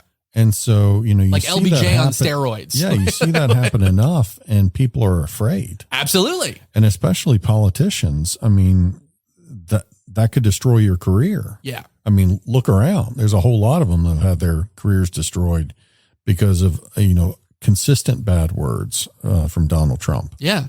But imagine being like, I understand that sometimes you feel in politics that you have to compromise for the greater good, or you want to stay in office because you're trying to do the things that you want to do and that you think is good for your state or your constituency. And so you have to put up with some indignities. But imagine being Ted Cruz. Imagine being Ted Cruz, who like really thinks of himself and promotes himself as an intellectual Republican, who's a constitutional conservative, who believes in core conservative principles that William F. Buckley would have agreed with, or, like real conservative stuff. And you have this guy come in, and on his way to the White House, which, by the way, you were trying to get to yourself, he goes, "You're stupid. You're weak. You got an ugly wife. Your let me tell you about your father and your family. And also I espouse all of these things that are actually anti-conservative, like, manipulating the market and tariffs and, and say nothing of all of these other policies that have nothing to do with, that really are kind of to the left of the Democrats in terms of worldview, and stuff. And you got to kiss this guy's ass, which is now the position that Ted Cruz is in. It's, you got to wonder, what's it worth? Like, what's it worth to you? Yeah, absolutely. And to my mind, it's like one of the things I love about journalism is, what are you going to do to me? What are you going to do to me? You going to vote me out? I mean, even if, when you said earlier, like maybe you'd get canceled or whatever. Well, if I said anything in this interview that's offensive to anybody and my boss has a problem with it or whatever, I don't think that's going to happen, but they could be mad at me and they could even fire me. But you know what I would do is go and get another job. Well, there are few jobs in the media space right now. Well, it is shrinking. It is. Well, but you could go to the dark side. You could go into corporate PR or something. Well, instead. I think that the traditional media space is shrinking, but who's growing is everything else. I mean, right now, like I said, the State's Newsroom Network, which is the sort of affiliate thing we're part of, has newsrooms, like brand new newsrooms that are hiring people right now, like more people than we have at Policy Watch. They're hiring each of these newsrooms. They opened one in Nevada recently. They opened one in, there's one in Maine. There's one in Virginia, the Virginia Mercury. They're staffing up, and they're staffing up with former newspaper reporters, former radio reporters, former TV reporters. They're, all this like legacy heritage media that's going away, that's slowly dying. Things are growing behind that. And, some of it is partisan. Some of it is not. Some of it is partisan depending on your point of view. There are people who don't like ProPublica. There are people who don't like Report for America. There are people who don't like, any of these things, Carolina Public Press, or, but like those things are growing. And I'm not like, I am at the end of the day a capitalist. I would be very disappointed to get paid in hugs and kisses. So I'm not making less money now than I made in newspapers. Trust me. And I don't intend to make less money next year or the year after that. I do this for a living. It's how I put food on the table and sleep indoors. And, I intend to be doing that for a very long time. And I think that I want to be doing it in journalism, and I think I'm going to be able to. I think that the media space is evolving in a way that there will always be room for people who can do this and are good at it, and and are consistent with the values of journalism. And your backup is a novelist now. I wouldn't want to write a novel. I think that's, you want to make no money, go into fiction. Yeah. But it's, I think that there are, it's what my dad told me when I wanted to join the Marines, right? He said, there are other ways to serve your country. Right. Yeah. And, it's not that I look down on anybody who's serving their country in the Marine Corps, quite the opposite. But I think that what I do is good for society. I wouldn't be doing it if I didn't think that. And so, if I can do that and pay my bills, Problem solved. Absolutely. So one last question. Sure. If, for people out there, I think there are a lot of people out there that deal with the media, and some of them are scared of the media. They see the media as fake news, or they see the media as evil. And so they get a call from a reporter, or they have a story they want to tell about a new business launch. What's your advice for people in dealing with the media? Well, I mean, it's my advice that you'd give to anybody else, which is that you really have to treat people with the respect and the grace that you would want for yourself.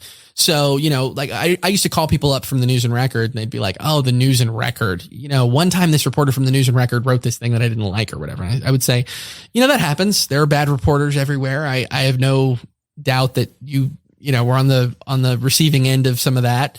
How about you just talk to me? And if I screw you, you don't have to talk to me next time. And I think that most people who have dealt with me would tell you, I'm not looking to screw you. I'm not looking to misquote you. I'm not looking to make you look bad.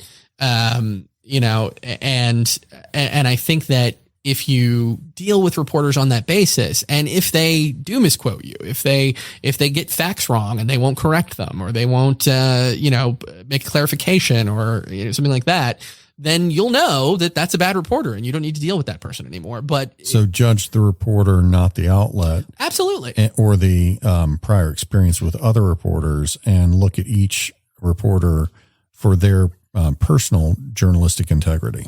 I think so. I mean, the thing I always remember is somebody said to me, a friend of mine who's a doctor, I was telling him about going to a doctor and having a bad experience. I thought that this doctor was dismissive of me. And then I went to another doctor and they were able to figure out the problem right away. And they weren't dismissive. And he said, "Yeah, you know why?" And I said, "Why?" And he goes, "Because everybody was the worst. Somebody was the worst doctor in every class." People think that because you're a doctor, that's magical powers or something. It's the same way with the media. Somebody's the worst reporter at their paper. Somebody's the worst reporter in the whole state. You might get that guy, or you could get a really good one. You just don't know yet.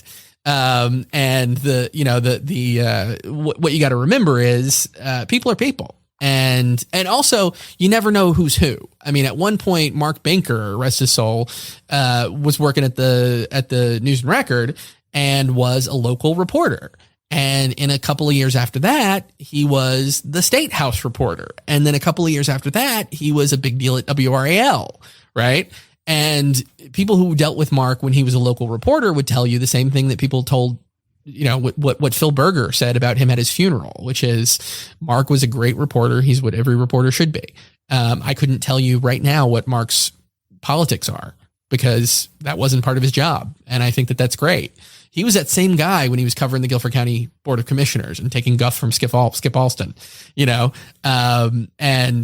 so, good reporters are good reporters always, in all circumstances. Not that they don't sometimes make mistakes. Bad reporters are bad reporters, and they're out there, and we don't like them any more than you do.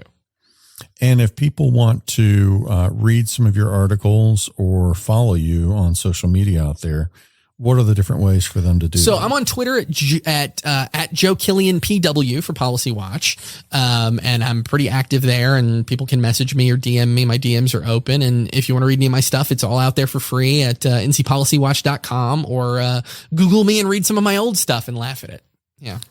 Well, thanks, Joe. Thanks for coming in. I appreciate your generous time today, and always enjoy chatting with you, and appreciate you getting people's quotes right, and I try. And trying to be fair, even if you work for the evil liberal papers out there.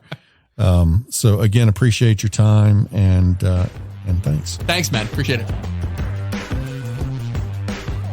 So I look forward to having more conversations with Joe and with people like Joe, which is to say people that differ on many viewpoints from me, but someone that we can have a respectful conversation and talk about our differences and actually be open to hearing what the other person has to say.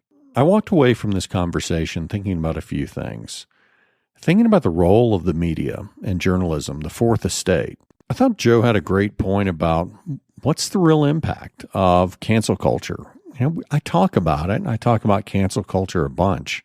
And I think it's annoying, but to his point, what's the real impact of it?